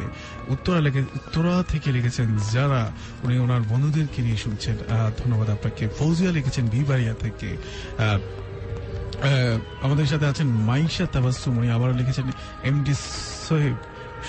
শোয়েব লিখেছেন, প্রান্ত লিখেছেন নরসিংদী থেকে, রিতা লিখেছেন জামালপুর থেকে, উনি ওনার আপু একসাথে শুনছেন। ওয়েলকাম ভৌতিক 90.8-এ। হারুন আছেন আমাদের সাথে মাধবদী থেকে। জেরিন তাসনিম আছেন আমাদের সাথে। আসছেন পুরান ঢাকা থেকে নরিন। লিটন আছেন আমাদের সাথে। আছেন আরিফ গাইবান্ধা থেকে, অনেক দূর থেকে উনি শুনছেন। আপনাদের নতুন বন্ধু, ধন্যবাদ আপনাকে ভৌতিক 90.8-এর সাথে থাকার জন্য। ইমরান আছেন আমাদের সাথে। আছেন সাইদ জায়েদ মিরপুর ঢাকা থেকে। ফাহমিদা নারিন্দা থেকে আছেন, উনি ভয় পেতে চান। আমরা চেষ্টা করছি আপনাদেরকে ঘটনাগুলো, আপনাদের শ্রোতাদের মাধ্যমে আমাদের যে ঘটনাগুলো এসেছে সেই মাধ্যমগুলোর মাধ্যমে আপনাদের সামনে উপস্থাপন করার জন্য ভয়ের ঘটনাগুলো। ধন্যবাদ আপনাকে। আমাদের সাথে আছেন সানাউল্লাহ ফতুল্লাহ থেকে। হ্যাঁ, আমাদের সাথে আছেন কাঞ্চাপুর থেকে আকাশ, আমাদেরকে লিখেছেন আশিক আহমেদ। আমাদের সাথে আছেন মামুন গাজীপুর থেকে, রাসেল আছেন সীমা আছেন গ্যান্ডারিয়া থেকে। আমাদের সাথে ভৌতিক 90.8 এর সাথে দুটি মাধ্যমে জয়েন করতে পারেন আপনারা। চাইলে আপনারা ফেসবুক মাধ্যমে আমাদেরকে কমেন্টস করতে পারেন www.facebook.com/asianradio এই পেজে এসে আমাদের ভৌতিক পোস্টে কমেন্টস করতে পারেন। যত খুশি তত আপনারা চাইলে পোস্টটা শেয়ার করতে পারেন যেন আপনার বন্ধুরা মিস করে যেতে না পারে। আর SMS মাধ্যমে যদি আমাদের সাথে জয়েন করতে চান তাহলে আপনাদেরকে মোবাইলের রাইট মেসেজ অপশন গিয়ে টাইপ করুন AR স্পেস আপনার নাম স্পেস আপনার লোকেশন, ভৌতিক সম্পর্কে আপনার কথাবার্তাগুলো পাঠিয়ে দিন 2323 এই নাম্বারটিতে। যারা মুভির নামের জন্য পুনরায় অপেক্ষা করছেন তাদেরকে আরেকটি মুভির নাম আমি বলবি, এবং এর আগে যে মুভির কথা বলেছিলাম গুড নাইট মামি 2015 রিলিজ পাওয়া এই মুভিটি চাইলে কিন্তু আপনি দেখে নিতে পারেন। এবং সেকেন্ড যে মুভিটি রয়েছে বেস্ট মুভির মধ্যে 2015 সালে, সেই মুভিটির নাম হচ্ছে দি এন্টেরিয়র। আরেকটিবার বলছি দি এন্টেরিয়র। এই মুভিতে এক হতাশ ব্যক্তি নিজেকে আবিষ্কার করার উদ্দেশ্যে বনে চলে যায়, কিন্তু তার এই জার্নি হঠাৎ করে অদ্ভুত রকমের দুঃস্বপ্ন হয়ে ওঠে। লেখক এবং পরিচালক ট্রেভর জুরাস আলাদা আলাদাভাবে দিন এবং রাতের মধ্য দিয়ে গল্প নিয়ে যেতে যেতে ধীরে ধীরে আতঙ্ক বাড়িয়েছেন। বিশেষ করে তাঁবুর কিছু দৃশ্য আতঙ্ক এমন মারাত্মক হয়ে উঠে যে দর্শকেরা শেষ পর্যন্ত নিশ্চিত হতে পারে না যে সেই আতঙ্ক আসল নাকি কাল্পনিক। সো যারা ভয় পেতে চান প্রচন্ড রকমের, আমার মনে হয় তাদেরকে এই মুভিটি খুব অন্যরকম একটি ফিলিংস দিবে। দ্য এন্টেরিয়র নামক সেই মুভিটি। আরেকটি মুভির কথা বলছি ডেথগাজম, যে মুভিটার স্পেলিং হচ্ছে DEATHGASM। ডেথগাজম 2015 রিলিজ হওয়া একটি চমৎকার মুভি। এক হঠকারী ব্যক্তি দুর্ঘটনাবশত নরকের এক শয়তানকে ডেকে আনে, আর তারপরে সে এবং তার বন্ধুদেরকে পুরো শহরের মানুষদের জীবন রক্ষার লড়াইয়ে নামতে হয়। জেসন হেই হাইরনের এই হেভি মেটাল হরর ও কমেডি ছবিটিতে হাসি এবং মারাত্মক ভয় দুটি সমান্তরালে চলছে। সো আপনি মুভিটি দেখে ফেলতে পারেন ডেথগাজম নামক সেই কমেডি এবং হররের মিশ্রণে মারাত্মক সেই মুভিটি। আমরা এ পর্যায়ে চলে যাবো আরেকটি ঘটনা, সেই ঘটনা শুনবো। বাট আপনাকে বলছি আপনি কিন্তু চাইলে ফেসবুক মাধ্যমে আমার সাথে কানেক্টেড থাকবেন এবং SMS মাধ্যমে চাইলে আপনারা সরাসরি আপনার স্টুডিওতে এসে আপনাদের ঘটনাগুলো শেয়ার করতে পারেন। এটা করতে হলে যাকে আপনাকে মোবাইলের মেসেজ অপশনে কি টাইপ করতে হবে AR space V90.8 that is V90.8 space দিয়ে আপনার নাম পাঠিয়ে দিন 2323 এই নাম্বারটিতে। চাইলে আপনারা জিমেইলে আপনাদের ভয়েস অথবা ঘটনাগুলো পাঠাতে পারেন bhautik90.8@gmail.com। কনক আমরা এ পর্যায়ে চলে যাবো নেক্সট স্টোরিতে। ফিরোজ খানের কণ্ঠে শুনবো আরেকটি ঘটনা। আপনার কাছে যদি কোনো ঘটনা থেকে থাকে সেই ঘটনা অবশ্যই আমাদেরকে ইনবক্স করবেন facebook.com/ভৌতিক90.8 সেই ঠিকানায়। আর যদি কোনো ঘটনা রেকর্ড করে আমাদেরকে পাঠাতে চান তাহলে অবশ্যই ভৌতিক908@gmail.com সেই ঠিকানায় আমাদেরকে ইনবক্স করবেন। ভৌতিক 90.8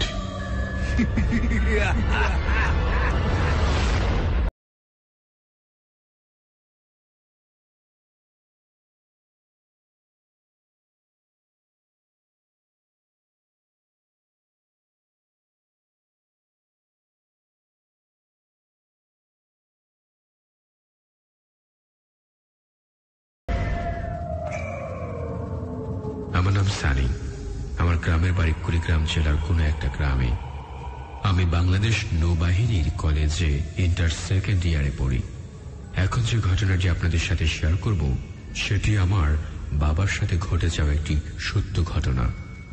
কথা না বাড়িয়ে সরাসরি ঘটনা চলে যাই। আমার বাবা ছোটবেলা থেকেই যাত্রাপালা দেখার একটা বড় নেশা ছিল, তাই তিনি ও তার বন্ধুদের মিলে একদিন ঠিক করল যাত্রাপালা দেখতে যাবে। যাত্রাপালাটি এসেছিল আমাদের গ্রাম থেকে একটু দূরে কোনো একটা গ্রামে। বলে রাখা ভালো, আমার বাবা রাত জেগে মেশিন পাহারা দিত।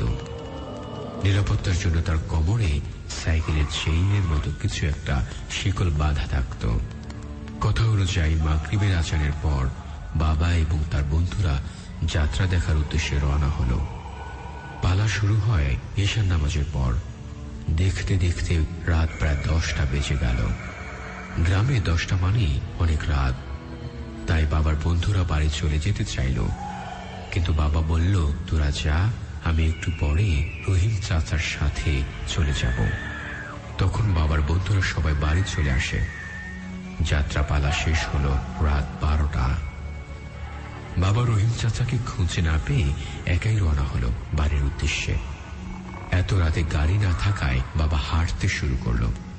কিছু দূর আসার পর বাবার সামনে কিছু একটা দেখতে পেল। তার ডর ভয়ে একটু কম থাকায় তিনি কিছু মনে না করে পকেট থেকে একটা সিগারেট বের করে আগুন লাগিয়ে টানতে থাকে।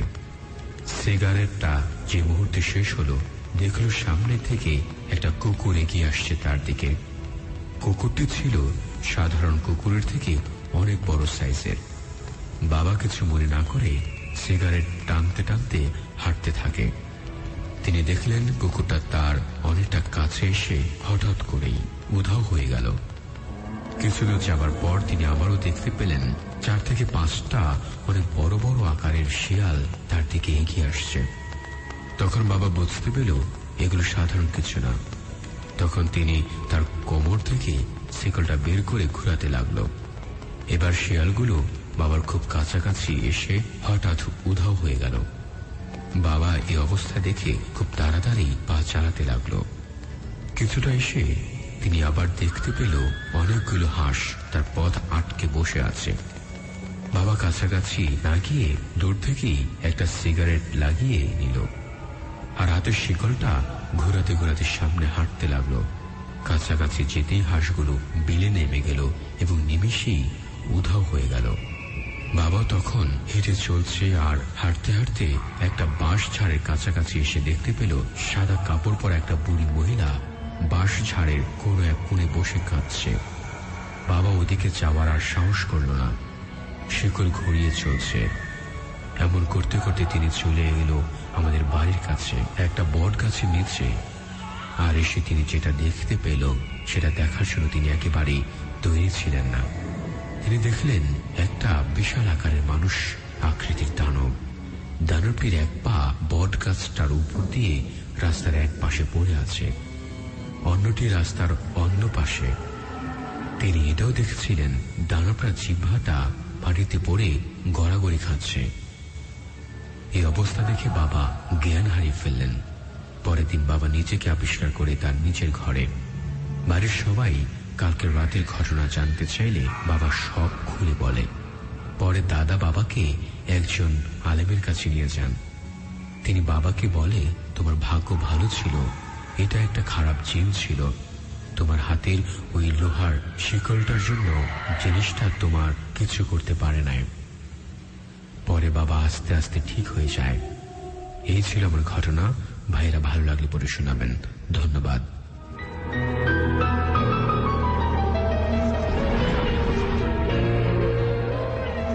সো এমনি করে আমরা কিন্তু অনেকেই আমাদেরকে ঘটনা পাঠাচ্ছেন এবং আমরা রেকর্ড করে সেই ঘটনাগুলো আপনাদের সামনে উপস্থাপন করবার চেষ্টা করছি। আপনার কাছে যদি কোনো ঘটনা থেকে থাকে দেন আমি বলবো সেই ঘটনাটা এখনই লিখে ফেলুন এবং আমাদেরকে ইনবক্স করে দিন। বিকজ সবাই আস্তে আস্তে তাদের ঘটনাগুলো অনিয়ার করে ফেলছে এবং ইট ফিলস রিয়েলি গ্রেট যখন নিজের ঘটনাটা অনেকেই জানবে। সো ঘটনাটা লিখুন এবং আমাদেরকে ফেসবুকের ফ্যান পেজে ইনবক্স করে দিন, which is facebook.com/ভৌতিক90.8। এই মুহূর্তে অনেকে আমাদেরকে ফেসবুকে জয়েন করে ফেলেছেন। আপনি যদি জয়েন করতে চান, জানান দিতে চান আপনার মতামতগুলো, তাহলে অবশ্যই facebook.com/Asian Radio সেই ঠিকানায় চলে যাবেন এবং সেখানে যে পোস্টটি দেখতে পাবেন সেই পোস্টে আপনার কমেন্টই করে ফেলুন। রয়েছেন সায়ান আমাদের সাথে ফেসবুক মাধ্যমে, শামীম আহমেদ আজাদ এবং তিনি লাইক দিয়েছেন। রয়েছেন আমাদের সাথে এই মুহূর্তে MSI শুভ, তিনি বলছেন শুভ শিকদার তোমাদের ওল্ড লিসেনার। আর রয়েছেন আমাদের সাথে সালাউদ্দিন আহমেদ, তিনি বলছেন জোশ শো ব্রো। এবং রয়েছেন আমাদের সাথে শেখ রাতুল ওভি, ইমন আহমেদ মামুন, রয়েছেন কনক ভাই এবং ফিরোজ ভাই। তোমরা কেমন আছো? আজকে ফিরোজ ভাই নেই। প্রথম স্টোরিটা, ঘোড়ার স্টোরিটা খুবই ভয়ঙ্কর ছিল। ইয়াসিন আহমেদ, তিনি আমাদেরকে জিঞ্জার কেরানীগঞ্জ থেকে বলেছেন। আমাদের সাথে আছেন SMS মাধ্যমে যারা আছেন তাদের নামটা একবার পড়ে যেতে চাই। আর যে হৃদয় আছেন জুরাইন থেকে, উনি লিখেছেন ভাইয়া উনি একটু মিস করেছেন। আপনার মিস করলেও আমাদের গুগলে যদি আমাদের ভৌতিক 90.8 লিখে সার্চ দেন অনেকগুলো এপিসোড পাবেন আপনারা। এই এপিসোডটার বিষয়ে পেয়ে যাবেন আপনি। রানা লিখেছেন মান্ডা থেকে। শফিউল উনি আসতে চান, উনি আসার ফরম্যাটটা দিয়েছেন। যারা যারা আসতে চান আমাদের স্টুডিওতে, তাদের গল্পগুলো শেয়ার করতে চান, তাদেরকে একটি ফরম্যাট অনুসরণ করতে হবে। আপনার মোবাইলের মেসেজে রাইট অপশন কি টাইপ করুন AR space V90.8, that is V908, R space দিয়ে ঠিক না আপনার নাম আর পাঠিয়ে দিন 2323 এই নাম্বারটিতে। আমাদের সাথে আছেন জামালপুর থেকে হৃদয়, উনি আমাদের সাথে আছেন। সুরুজ আছেন আমাদের সাথে, আছেন ইলমা, ডরিন আছে পুরান ঢাকা থেকে, গল্পগুলো শুনে তার ভয় লাগছে। সিনথিয়া আছেন আমাদের সাথে আছেন ফৌজিয়া ব্রাউনবাড়িয়া থেকে আছেন আমাদের সাথে আছেন ইয়াসিন, উনি আসতে চান। ইনশাল্লাহ আপনাদের ভৌতিক 90.8 আপনাদের সাথে যোগাযোগ করবে যারা যারা আসতে চান আমাদের এই স্টুডিওতে, যারা লিখে পাঠিয়েছেন SMS এর মাধ্যমে।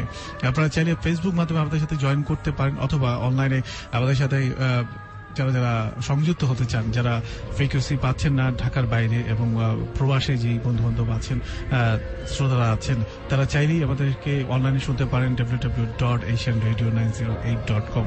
এই অ্যাড্রেসটিতে গিয়ে আপনারা ভিজিট করলে আমাদের এশিয়ান রেডিওকে অনলাইনে শুনতে পারবেন। কনক, অলরাইট, যারা যারা হরর মুভির নামগুলো জানতে চাচ্ছেন তারা আরেকটি বার একটু কেয়ারফুল হয়ে নিন, বিকজ আরো বেশ কিছু মুভির নাম আপনাদেরকে এই মুহূর্তে বলতে যাচ্ছি, যে মুভিগুলো সাধারণত 2015 সব থেকে বেস্ট মুভির ভেতরে রয়েছে এবং হরর মুভির মধ্যে বেস্ট মুভি যাদেরকে বলা যেতে পারে। অলরাইট, আরেকটির নাম হচ্ছে কাভ মুভি, যেটি 2015-তে রিলিজ পেয়েছিল, যার স্পেলিংটা হচ্ছে CUB। টিন এজে এসে পড়ে এমন একটা বাচ্চা তার কাপ স্কাউট দলের সাথে বনে যায় এবং কিছুটা দেরিতে এক নির্মম পরিস্থিতির মুখোমুখি হয়। বেলজিয়ামে হরর ছবি খুব একটা না হলেও এই ছবিটি খুব সুন্দরভাবে শুট করা হয়েছে। ডার্ক থিম, মারাত্মক নিষ্ঠুরতার ভেতর দিয়ে কাহিনী এমনভাবে এগিয়েছে যে দর্শকদের দুঃস্বপ্ন দেখার অনুভূতি তৈরি করবে চমৎকার এই মুভিটি, যে মুভিটির নাম হচ্ছে কাভ, CUB। এবং যারা যারা ভাবছেন যে কাভ না, আমি অন্য কোনো কিছু দেখতে চাই, তাহলে আপনাকে দেখতে হবে হি নেভার ডাইড নামক চমৎকার এই ছবিটিতে অভিনেতা হেনরি রলিন্স একজন নিঃসঙ্গ ব্যক্তির চরিত্রে অভিনয় করেছেন। সেই ব্যক্তি সবসময় একা থাকতে চায়, কিন্তু সে কিছু গ্যাংস্টার ও অপরিচিত এক বাচ্চার সাথে জড়িয়ে পড়ে। এই সুপার ন্যাচারাল নয়ের ধরনের ছবিটি ট্রেলারের অনেক কিছু দেখানো হচ্ছে, সুতরাং ট্রেলার না দেখে এই উত্তেজনাকর সারপ্রাইজিং থ্রিলার দেখুন, যেটা আপনি খুব তাড়াতাড়ি ভুলতে পারবেন না। আরেকটি বার নামটি বলছি, হি নেভার ডাইড, যে মুভিটি আপনি আপনার হরর অনুভূতিগুলোকে আরেকটু জাগ্রত করবার জন্য দেখে নিতে পারেন। রয়েছে ক্রিপ নামক আরেকটি মুভি, CREEP। এই মুভিটি দেখতে পারেন। একজন মৃত্যু পথযাত্রী ব্যক্তি তার অনাগত সন্তানের জন্য তার জীবনের একটি দিন ভিডিও করতে এক ভিডিওগ্রাফার ভাড়া করেন, কিন্তু আসলে কি তাই ঘটছে? লেখক, পরিচালক সহ লেখক প্যাট্রিক ব্রাইস এই বছরই ছবিটি দেখানোর জন্য শুধু ফুটেজগুলো সেরেছেন, কিন্তু তিনি এমন স্মার্ট ভাবে দ্রুত গতির ফানি ও মাঝে মাঝে আতঙ্ক তৈরি করে গল্প বলেছেন যে আপনি অনেকটা অবাক হবেন। সো দেখতে হবে আপনাকে দি ক্রিপ মুভিটি, যার স্পেলিংটি হচ্ছে CREEP। এর বাইরে যদি দেখতে চান অন্য কোনো মুভি, রয়েছে ডেড ম্যান ইনফার্নো নামক আরেকটি movie, dead man Inferno, DEADMAN space দিয়ে লিখতে হবে INFERNO। হোপফুলি গুগলে মুভিটি পেয়ে যাবেন। একজন অবসরপ্রাপ্ত চাপাই গ্যাংস্টার জীবন মৃত্যুর সন্ধিক্ষণে পড়ে এবং তার বন্ধুর মেয়ে এক জম্বি পূর্ণদ্বীপে আটকা পড়ে।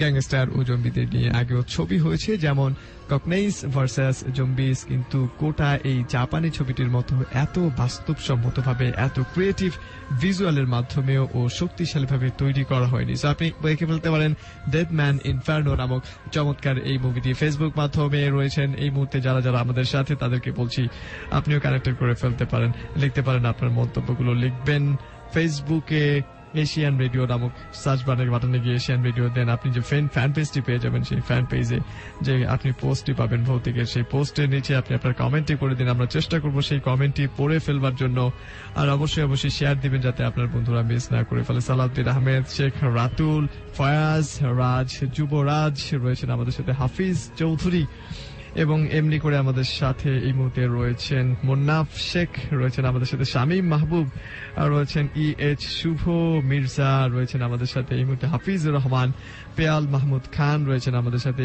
ইন্দ্রাজিৎ চৌধুরী শুভ্র, তিনি আমাদেরকে বলেছেন যে কনক ভাই আমি সাভার থেকে শুনছি এবং শুনছি বলে ভাই ভয় লাগছে।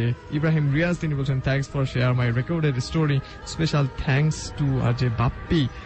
রাইট, রয়েছেন আমাদের সাথে হাফিজুর রহমান এবং আমাদের সাথে এই মুহূর্তে রয়েছেন AI ফয়সাল, তিনি বলছেন উত্তরা থেকে আমি ভৌতিকের অনেক ভালো লাগছে, আজ ফার্স্ট কমেন্ট করলাম, আশা করি পড়বেন। তামজিদ হোসেন তিনি আমাদেরকে কমেন্ট করেছেন, একলা প্রতীক সাব্বির, রনি হাওলাদার ওহি লিখেছেন কনক ভাই আমি উত্তরা থেকে তোমায় শুনছি, গত সপ্তাহে অনেক মিস করেছি এবং আরো বেশি রকমের ভয় পেতে চাই। আরিয়ান আহমেদ জীবন আমাদের সাথে রয়েছেন এবং আমাদের সাথে আরো অনেকেই রয়েছেন। আমাদের সাথে SMS যারা আছেন তাদের নামটা একটু বলতে চাই। গাইবান্ধা থেকে আরিফ আছেন, সবগুলো গল্প তার ভালো লাগছে। সবুজ লিখেছেন আই লাভ ভৌতিক, উনি আমাদের প্রতিদিনকার লিসেনার, সবসময় আমাদেরকে শোনেন, ধন্যবাদ আপনাকে। এমডি রাসেল আছেন ধনিয়া থেকে, সাইফুর রহমান আছেন ফতুল্লা থেকে, উনি লিখেছেন যে আপনাদের সাথে সবসময় থাকি, ধন্যবাদ আপনাকে। আলামিন আছেন যশোর থেকে, শুধু যশোর, পারভেজ আমাদের এখানে আসতে চান তাদের গল্প বলার জন্য। বিপ্লব আছেন রামপুরা থেকে, আমি আর ওনার গার্লফ্রেন্ড শুনছেন উনি প্রথমবারের মতন রায়বাজার থেকে, ধন্যবাদ আপনাকে। গাজীপুর থেকে আছেন, গাজীপুর জয়দেবপুর থেকে আছেন নুসরাত মমো, উনি আমাদের নতুন বন্ধু, আর ওনার গল্পগুলো ভালো লাগছে।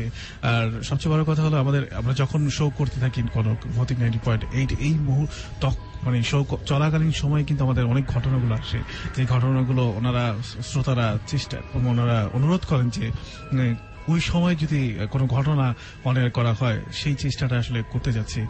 আমাদেরকে মতিঝিল এলাকার একটা জনপ্রিয় একটা স্থান, সেইখানকার একটা ঘটনা একজন লিখে পাঠিয়েছেন, আসলে একটু পড়ে দিতে চাই কনক। জি প্লিজ।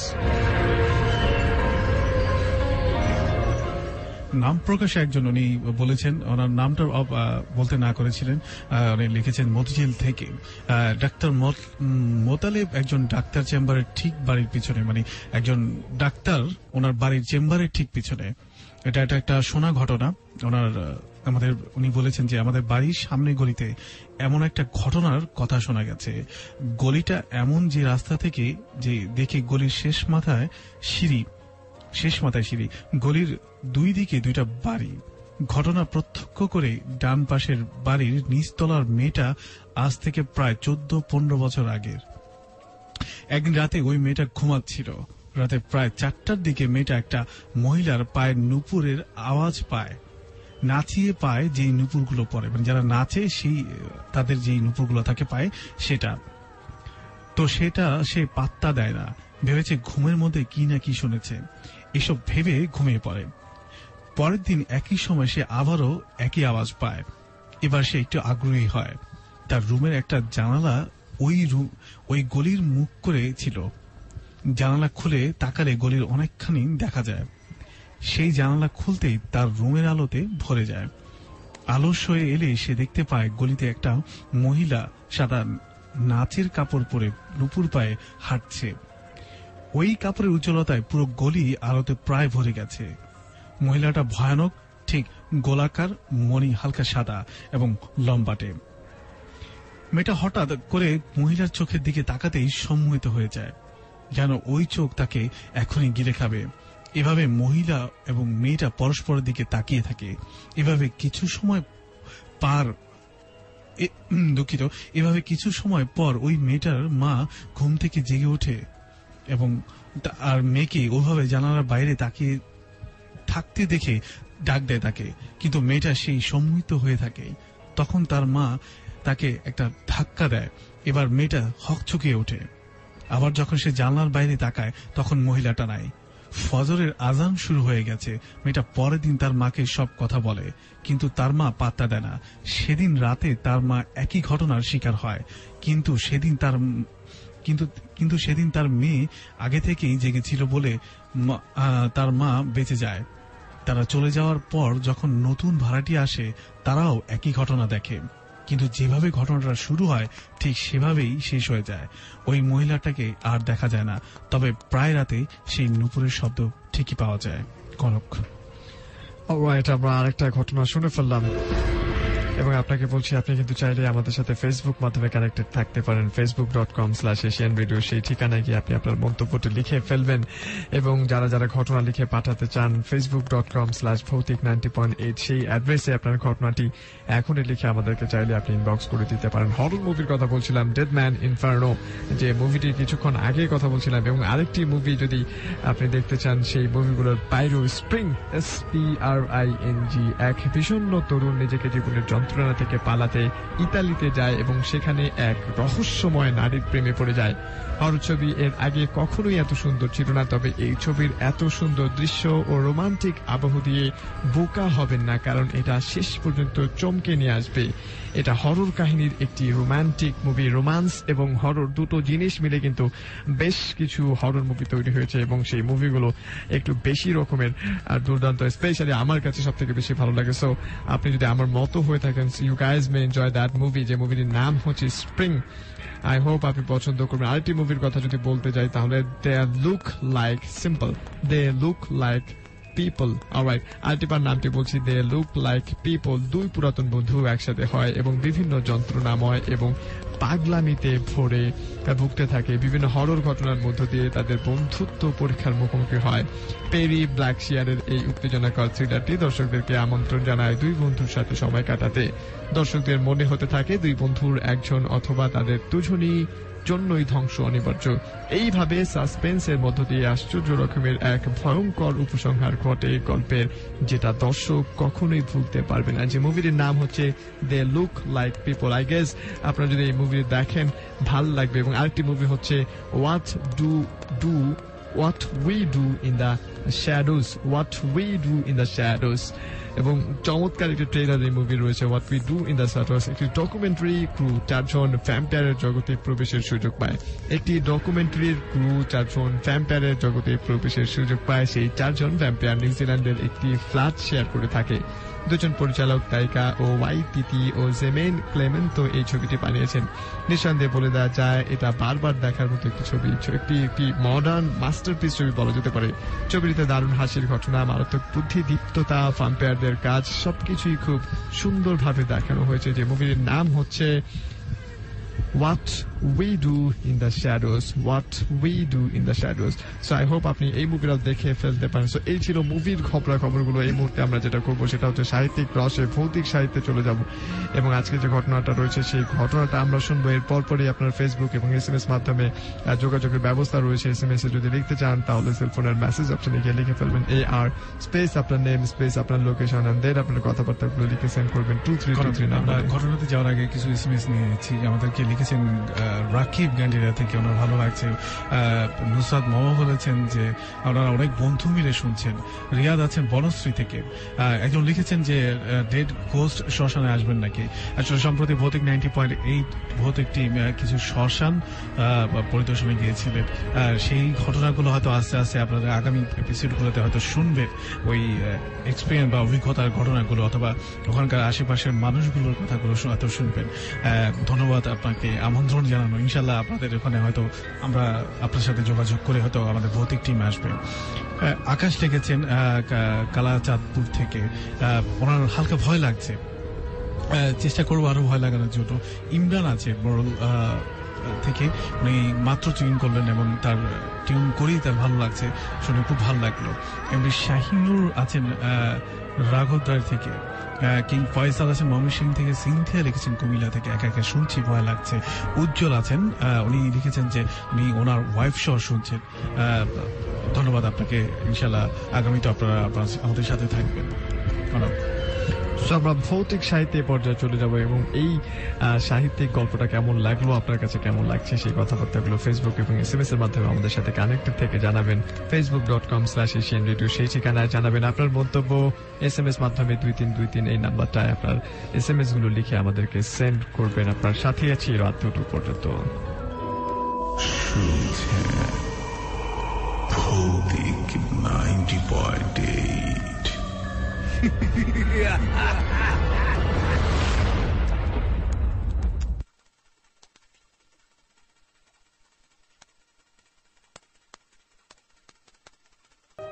এক কাহিনী জানতে পেরেছিলাম, এক অচেনা রহস্যময় বুড়ো লোকের কাছ থেকে। আজ থেকে 2 বছর আগে আমি তখন ট্রেনে করে চুয়াডাঙ্গা থেকে রাজশাহী যাচ্ছি। ট্রেনে সেই লোকটার সাথে আমার পরিচয় ঘটে।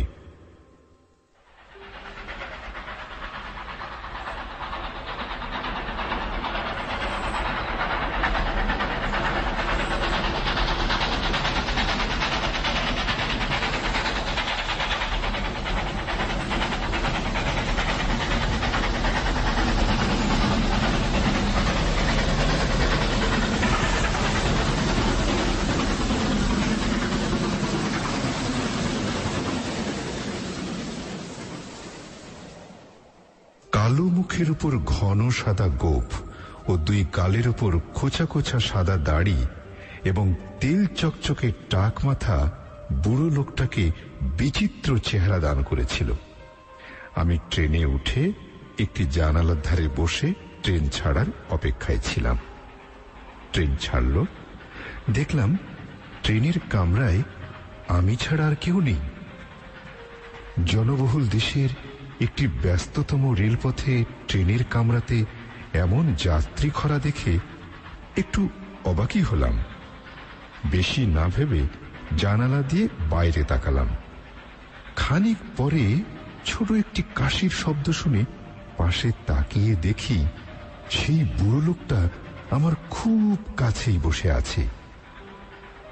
অবাক হলাম ভেবে পুরো খালি কামরাটায় এতগুলো সিট খালি থাকতে লোকটা একদম আমার পাশে এসে বসলো কেন? আমি একটু সতর্ক হলাম আর মানিব্যাগটার উপর আরেকটু চাপ দিয়ে বসলাম। কিছু সময় এভাবে যাওয়ার পর লোকটি বলল, শুধু শুধু এভাবে চুপচাপ যাওয়ার চেয়ে আমি একটি গল্প বলবো, শুনবেন? লোকটার এরকম হঠাৎ প্রস্তাবে একটু অবাক হলেও যেহেতু আমি গল্পের ভক্ত সেহেতু বললাম, গল্প বলবেন? ভালো, তা বলেন।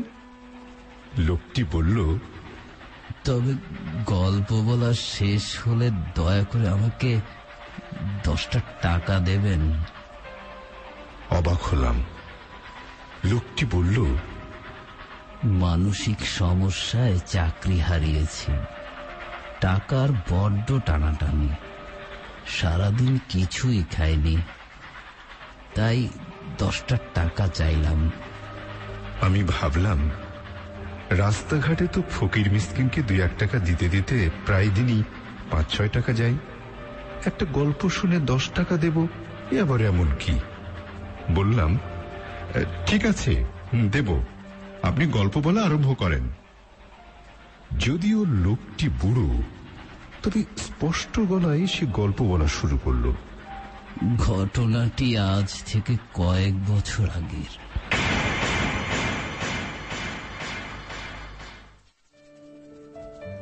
যাদবপুর নামের একটি ছোট্ট শহরে একটি ছোট্ট পরিবার ছিল।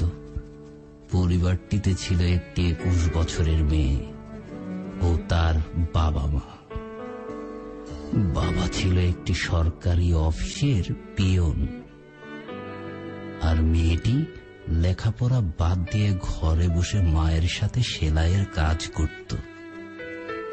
বাবার চাকরির বেতন ও সেলাই থেকে সামান্য আয় সংসারে সচ্ছলতা না দিলেও 3 বেলা পেটের আহার ও টুকটাক খরচের যোগান কোনো মতে দিত।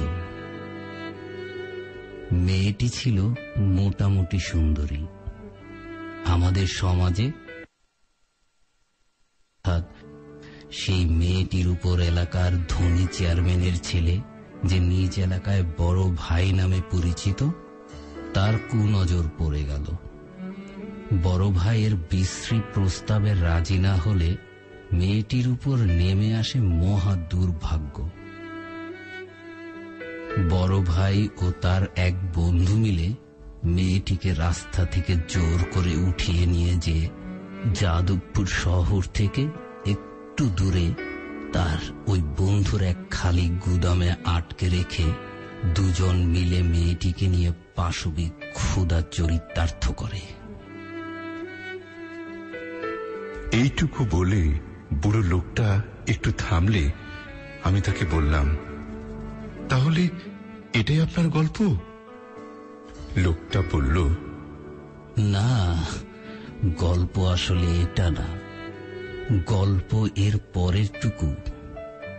কিন্তু আমি ভাবছি আপনি বিশ্বাস করবেন কিনা। বিশ্বাস না করার কি আছে? আপনি যদি বাস্তব গল্প বলেন তাহলে বিশ্বাস করব, আর যদি কাল্পনিক গল্প বলেন তাহলে অবিশ্বাস করব। আসলে এই গল্পটি বাস্তব, কিন্তু পরের অংশটুকুতে অলৌকিকত্বের ছাপ আছে। আমি বললাম, ঠিক আছে, আপনি বলা শুরু করেন। লোকটি শুরু করল।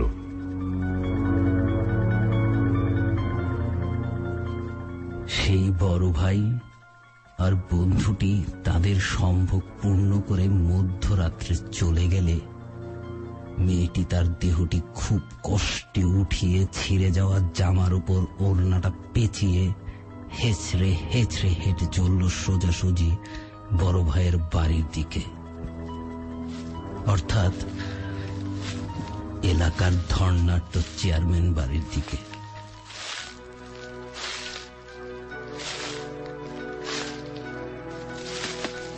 মেয়েটি চেয়ারম্যান বাড়ির সামনে যেয়ে জোরে জোরে ডাকতে লাগলো, চেয়ারম্যান সাহেব, চেয়ারম্যান সাহেব। মাঝরাতে ঘুমের মধ্যে একটি মেয়ের এরকম চিৎকার শুনে চেয়ারম্যান খুবই অবাক হয়ে গেল।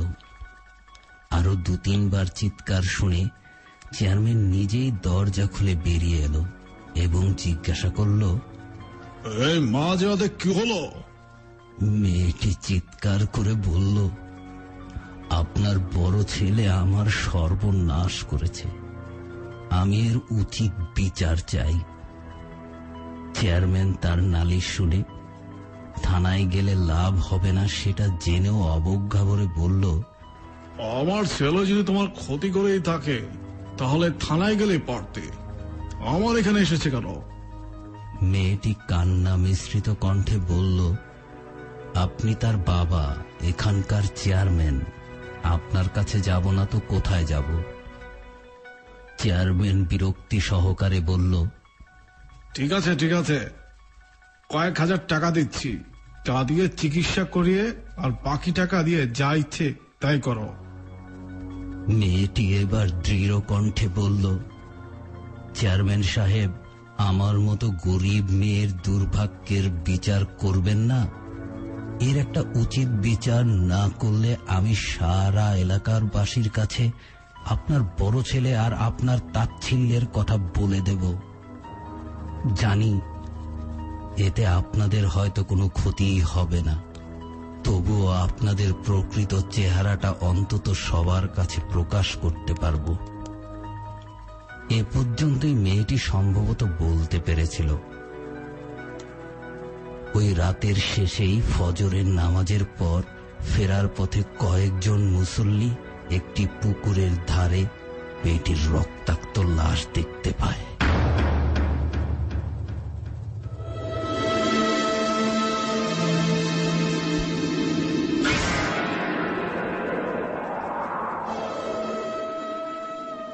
মেয়েটির মৃত্যুর ঠিক 1 মাস পরের ঘটনা। চেয়ারম্যান বাড়ির সবাই রাতের খাওয়া সেরে ঘুমাতে গেল। কিছুক্ষণ পর সেই বড় ভাইয়ের ঘর থেকে তীব্র চিৎকার ভেসে এলো।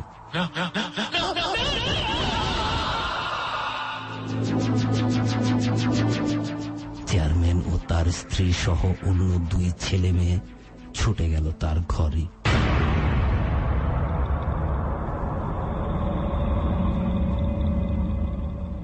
তারা যে দেখে সে মেঝেতে পড়ে থরথর করে কাঁপছে। চেয়ারম্যান জিজ্ঞাসা করল, কি হয়েছে? বড় ভাই অনেক সময় নিয়ে কাঁপা কাঁপা গলায় বলতে লাগলো, বিছানায় শোয়ার কিছুক্ষণ পর দেখি উপরের সিলিং ফ্যানের পেছন থেকে মানুষের মতো একটি কালো ছায়া আস্তে আস্তে সিলিং বেয়ে ঘরের দেয়াল বেয়ে নিচে নেমে এলো। ছায়াটি স্থির হয়ে থাকলো। তারপর তারপর কোথা থেকে যেন একটি মৃদু মেয়েলি কান্নার আওয়াজ শুনতে পেলাম।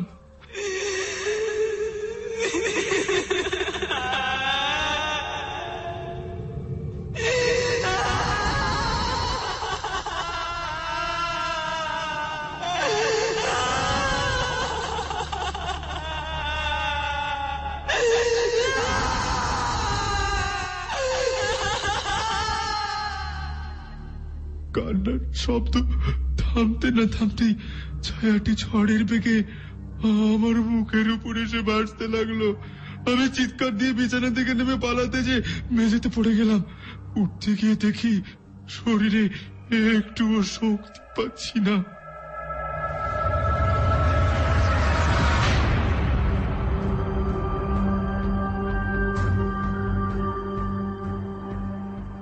বাড়ির সবাই তার কথা শুনে অবাক হয়ে আশেপাশে তাকাতে লাগলো, কিন্তু কোথাও ওই ধরনের ছায়া দেখল না।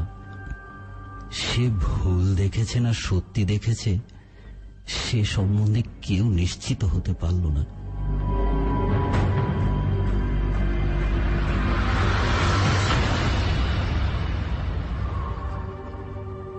এরই মধ্যে সে উঠে দাঁড়িয়েছে, অর্থাৎ শরীরের শক্তি ফিরে পেয়েছে।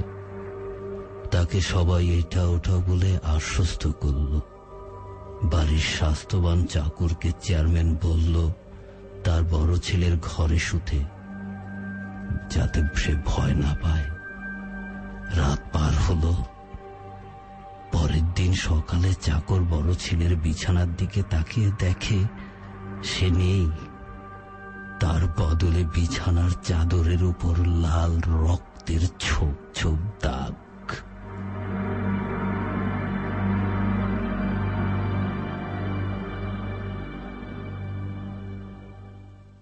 তারপর চাকরটি ছুটে যেয়ে সবাইকে তা জানাতেই চেয়ারম্যান বাড়ি সহ গোটা এলাকাতেই চেয়ারম্যানের বড় ছেলেকে খোঁজার জন্য মহাহুলস্থুল পড়ে গেল। এদিকে একই দিন সকালবেলা বড় ভাইটির সেই বন্ধুটিও নিখোঁজ। সুতরাং তাকেও সমানতালে খোঁজা আরম্ভ হলো। প্রায় 2 দিন এইভাবে খোঁজাখুঁজির পর অবশেষে চেয়ারম্যানের ছেলের মৃতদেহ মিলল সেই গুদাম ঘরে। গুদাম ঘরের দরজা খুলে দেখা গেল চেয়ারম্যানের ছেলের রক্তাক্ত উলঙ্গ লাশ।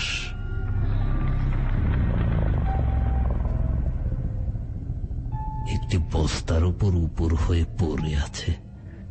তবে সেই বন্ধুটিকে গুদাম ঘরে বা তার আশেপাশে কোথাও পাওয়া গেল না। এর মাত্র 1 দিন পরের ঘটনা, যে মুসল্লিরা একটি পুকুরের ধারে মেয়েটির লাশ দেখতে পেয়েছিল, সেই একই মুসল্লিরা সেই পুকুরেই সেই একই স্থানে দেখতে পেল জমা করে রাখা শুকনো কচুরি পানার স্তূপের ভেতর থেকে একটি মানুষের হাত বেরিয়ে রয়েছে। সেদিনই পাওয়া গেল সেই বন্ধুটিকে, অর্থাৎ আরেকটি রক্তমাখা উলঙ্গ লাশ। 2টো লাশ পাওয়ার পর এলাকাবাসীর কাছে একটি ব্যাপার দুর্বোধ্য রহস্যের সৃষ্টি করেছিল। কারণ চেয়ারম্যানের ছেলের লাশের গলায় পেঁচানো একটি ওড়না পাওয়া গিয়েছিল, আর তার বন্ধুর লাশের মুখের ভেতর গোজা অবস্থায় একটি জামা পাওয়া গিয়েছিল। সেই ওড়নার জামা মরে যাওয়া মেয়েটির গায়ে পরা ছিল। এই 2টো ঘটনায় মাত্র কয়েকদিন অতিবাহিত হবার পর একদিন রাতের খাবার খেয়ে চেয়ারম্যান সাহেব ঘুমানোর প্রস্তুতি নিচ্ছিল। এমন সময় শুনতে পেল বাড়ির বাইরে উঠানে কোনো মেয়ে মৃদু শব্দ করে কাঁদছে।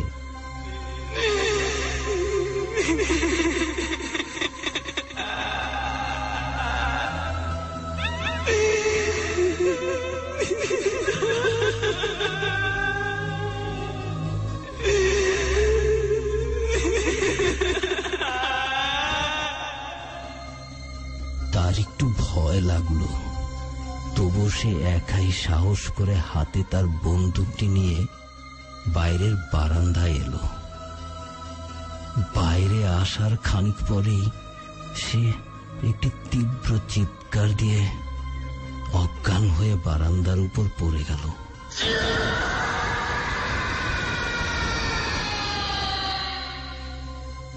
বাড়ির লোকেরা বাইরে ছুটে এলো এবং তাকে ঘরে নিয়ে গিয়ে জ্ঞান ফিরিয়ে আনার যথাসাধ্য চেষ্টা করল।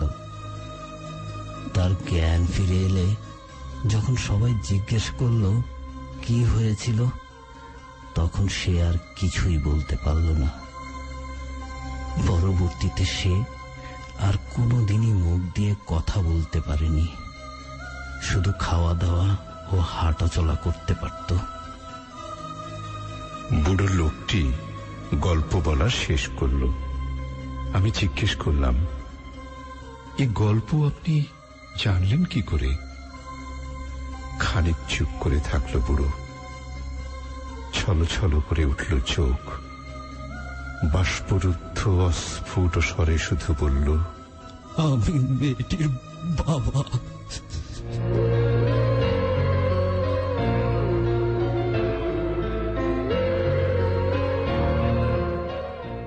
আজকের গল্প রাতের আতঙ্ক, লেখক আব্বাস তোলন, গল্প পাঠে আজহারুল ইসলাম রনি, চরিত্রায়নে রিপন, কাব্য ও আজহারুল ইসলাম রনি, সম্পাদনায় ইমন, শব্দ সংযোজনায় ক্রিস্টোফার গোমেজ।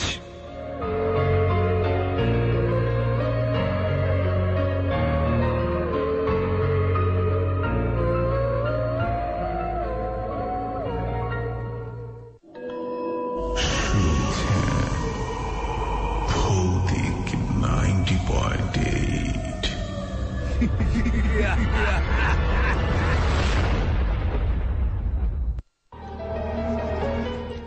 শুনছেন ভৌতিক 90.8 শুধুমাত্র এশিয়ান রেডিও 90.8 FM-এ। আমি কাব্য আছি, সাথে আছে রয়েছে কনক। আমাদের গল্পটা শুনলাম এই মাত্র। ধন্যবাদ রনি ভাইকে, ধন্যবাদ ক্রিস্টোফার গোমেজ, যারা যারা ছিলেন এই গল্প পাঠে এবং সম্পাদনায়। এসএমএস মাধ্যমে আমাদের সাথে যারা ছিলেন তাদের নামটা একটু বলতে চাই। আরিয়ান আছেন নারায়ণগঞ্জ থেকে, উনি বলছেন যে আমি তোমাদের নতুন বন্ধু। তারা দুই বন্ধু মিলে আমাদেরকে শুনছেন, ধন্যবাদ আপনাকে। আফ্রোদিটি লিখেছেন যে ব্যাকগ্রাউন্ড মিউজিকটা অসাম, গল্পগুলো আরো বেশি ভালো হলে ভালো হয়, অল দ্য বেস্ট। ধন্যবাদ আপনাকে পাশে থাকার জন্য, এরকম ভালোবাসার জন্য। এমনি জলিল লিখেছেন মোহাম্মদপুর থেকে, মোহাম্মদ আদাবর 10 থেকে, উনি লিখেছেন কনক ভাই আমি আপনাদের নতুন বন্ধু, অনেকদিন ধরে শুনছি, বাট আজ এসএমএস করলাম। ধন্যবাদ এসএমএস করার জন্য।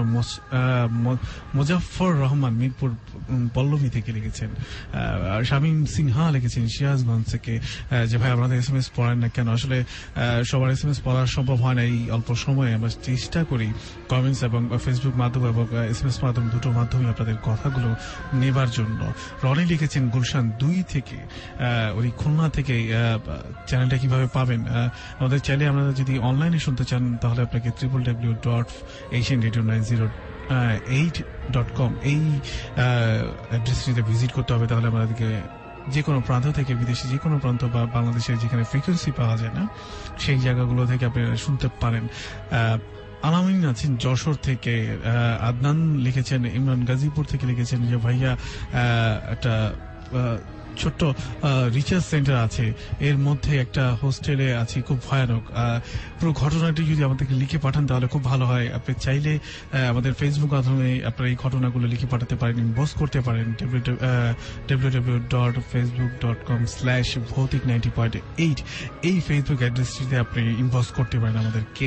আপনি ফাইন লিখেছেন, আমাদের সাথে আছেন ফারজানা আক্তার ফতুল্লাহ থেকে। শামীম সিনহা এসএমএস আগে একটু পড়েছিলাম। তুহিন লিখেছেন বড়বাড়ি, আজকে উনি প্রথম শুনছেন। ঝুমা আছেন মিরপুর থেকে, ঘটনাগুলো তার ভালো লাগছে। তুহিন আছেন, আমাদের সাথে আছেন রিয়াদ বনানী থেকে।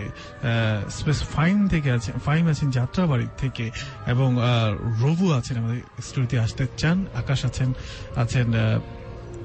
রাকিব কনক। ফেসবুকে অনেকেই আমাদের সাথে জয়েন করে ফেলেছেন। এই মুহূর্তে যারা ফেসবুকে রয়েছেন তাদের মধ্যে আছেন এই মুহূর্তে প্রিন্স সালমান, তিনি জানিয়েছেন ঈদ মোবারক। আমাকে রয়েছেন আমাদের সাথে রুস্তম ইসলাম, তিনি বলছেন সাথেই আছে আদনান বিশ্বাস, আমাকে কমেন্ট করেছেন লিখেছেন শুনছি এবং খুব ভালো লাগছে। রয়েছেন শফিক তুহিন আমাদেরকে, তিনি বলছেন যে nice show, thank you so much. রয়েছেন প্রিন্স সালমান, রয়েছেন আমাদের সাথে সোহেল, রয়েছেন আমি সোহেল কোরআন থেকে শুনছি, ভালো লাগছে। বাট আপনাদের কিছু ঘটনা কি করে পাঠাবো একটু বলুন। অবশ্যই বারবার ঘটনা পাঠানোর নিয়মটি আমি একটু বলে দিচ্ছি। ঘটনা লিখে যদি আমাদেরকে পাঠাতে চান তাহলে facebook.com/ভৌতিক90.8 সেই অ্যাড্রেসে চলে যাবেন।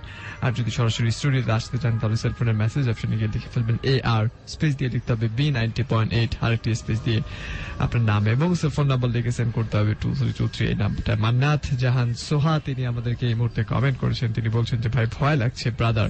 এমডি রিপন তিনি আমাদেরকে লিখছেন ভাই আমি একটা রুমে আছি বাট একা একা প্রচন্ড ভয় পাচ্ছি। রাজন রাজ লিখেছেন আমাদেরকে এভিল ডেথ মুভিটা দেখেছেন ভাই। ইয়েস, বহু আগে মুভিটা দেখেছিলাম, আজকে থেকে প্রায় 3 কি 4 বছর আগে মুভিটা দেখেছিলাম এবং সেটার মধ্যে একটা ফেয়ার মারাত্মক হরর ফিলিংস রয়েছে। আই হোপ এই মুভিটা অনেকেই যারা যারা দেখেননি দেখে ফেলবেন। অবুজ ভালো লিখেছেন কনক ভাই আমি আজ প্রথম কমেন্ট করলাম। এবং এলসা আন্না তিনি বলছেন সাহিত্য রসের জন্য অপেক্ষা করছিলাম এবং শুরু হয়ে গেল, এখন আশা করছি অসাধারণ হবে। অলরাইট, হোপফুলি আপনি আজকের গল্পটা উপভোগ করেছেন বিকজ কিন্তু এরকম এটা লিখেছেন যে সাহিত্যের গল্পটা অনেক দারুণ ছিল। একজন ছিলেন যে ট্রেনের গল্পটি খুব ভয় লেগেছে তার, এখন তার বয়স মাত্র 12, উনি শুনছেন একা আমাদেরকে, ছোট একটা বন্ধু আর কি। আর আরিয়ান আছেন নারায়ণগঞ্জ থেকে, ফতুল্লা থেকে বলছেন যে সাহিত্য গল্পটা তার অনেক ভালো লেগেছে এবং এশিয়ান রেডিও এবং ভৌতিক 90.8কে ধন্যবাদ জানিয়েছেন। আমাদের সাথে আছেন আরো অনেক বন্ধু, সারোয়ার আছেন, উনি সাহিত্য রসের সাহিত্য গল্পটার প্রশংসা করেছেন। রানা আছেন মান্ডা থেকে, একই ঘটনা বলেছেন যে ওনাদের খুব ভালো লেগেছে এবং ভয় লেগেছিল। কনক যারা মুভির কথা বলছিলেন এবং মুভি এখন পর্যন্ত মনে করছেন যে আরো বেশ কিছু মুভির নাম আমি বলি, তাদের জন্য বলে দিচ্ছি আর দুটো মুভির নাম।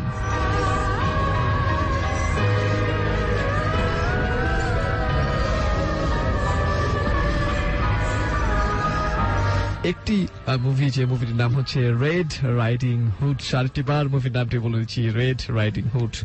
মুভির কাহিনীটা অনেকটা এরকম, মায়ের চাপে নিজের প্রেমিককে ছেড়ে অন্য একজনকে বিয়ে করতে হচ্ছে ভ্যালেরিকে, কিন্তু ভ্যালেরি শুধু চায় পিটারকে। গ্রাম ছেড়ে পালিয়ে যাওয়ার চিন্তা করলো দুজনে, ঠিক তখনই ভ্যালেরির বড় বোন শিকার হলো ওয়ারউলফের। বহু বছর ধরে এই গ্রামের মানুষ প্রতি পূর্ণিমার রাতে ঘরবন্দি হয়ে কাটায় এই ওয়ারউলফের ভয়ে। গ্রামবাসীকে রক্ষা করতে আসলো ফাদার সলোমন, কিন্তু হিতে বিপরীত হতে থাকলো সব। সলোমন ভ্যালেরিকে আটক করলো ওয়ারউলফের সহচর ডাইনি মনে করে। ভ্যালেরিকে বাঁচাতে মাঠে নামলো গ্রামের 2 যুবক, ভ্যালেরিক প্রেমের পিটাক আর যার সাথে ভ্যালেরির বিয়ে ঠিক করা হয়েছে সেই হেনরি। চমৎকার এই মুভিটি নাম হচ্ছে red riding hood, red riding hood. এবং যারা এরকম ফ্যান্টাসিক মুভি এগুলো একটু বেশি পছন্দ করে তাদের জন্য আই হোপ এই মুভিটা খুব বেশি রকমের টেস্ট দিবে। এবং ঠিক ওই গ্রামেরই কেউ কিনা প্রতি পূর্ণিমার রাতে পরিণত হয় এই ভয়ঙ্কর পিশাচে। কিন্তু কে? যতগুলো ওয়ারউলফ মুভি দেখেছি তার মধ্যে আমার সবচেয়ে পছন্দ red riding hood movie. So আমার মনে হয় সেই মুভিটা দেখে ফেলতে পারে এবং এটির রেটিং রয়েছে 10/7 অনলাইনে যতগুলো ওয়েবসাইট রয়েছে। আরেকটি মুভির নাম বলছি exorcism of Emily rose. Exorcism of Emily রোজ 1976 সালে জার্মানে 17 বছরের এক মেয়ের মৃত্যুকে নিয়ে কোর্টে একটা মামলা ওঠে। সত্য সেই কাহিনী অবলম্বনে তৈরি করা হয়েছে এই মুভিটি, যে মুভিটির নাম হচ্ছে এক্সরসিজম অফ এমিলি রোজ। বিবাদী পক্ষের উকিল যেখানে সায়েন্স দিয়ে সবকিছু উড়ে দেওয়ার চেষ্টা করছে, ঠিক তখনই বাদী পক্ষের উকিল কোর্টের সামনে এক ভয়ঙ্কর দানবের গল্প নিয়ে আসে। হতে পারে সবই মিথ্যা, কিন্তু মুভিতে দেখানো হয়েছে এক ভয়ঙ্কর পিশাচের গা শিহরানো কাহিনী। সো মুভিটির নাম হচ্ছে এক্সরসিজম অফ এমিলি রোজ। আমার মনে হয় এই মুভিটি দেখে ফেলতে পারেন আপনি।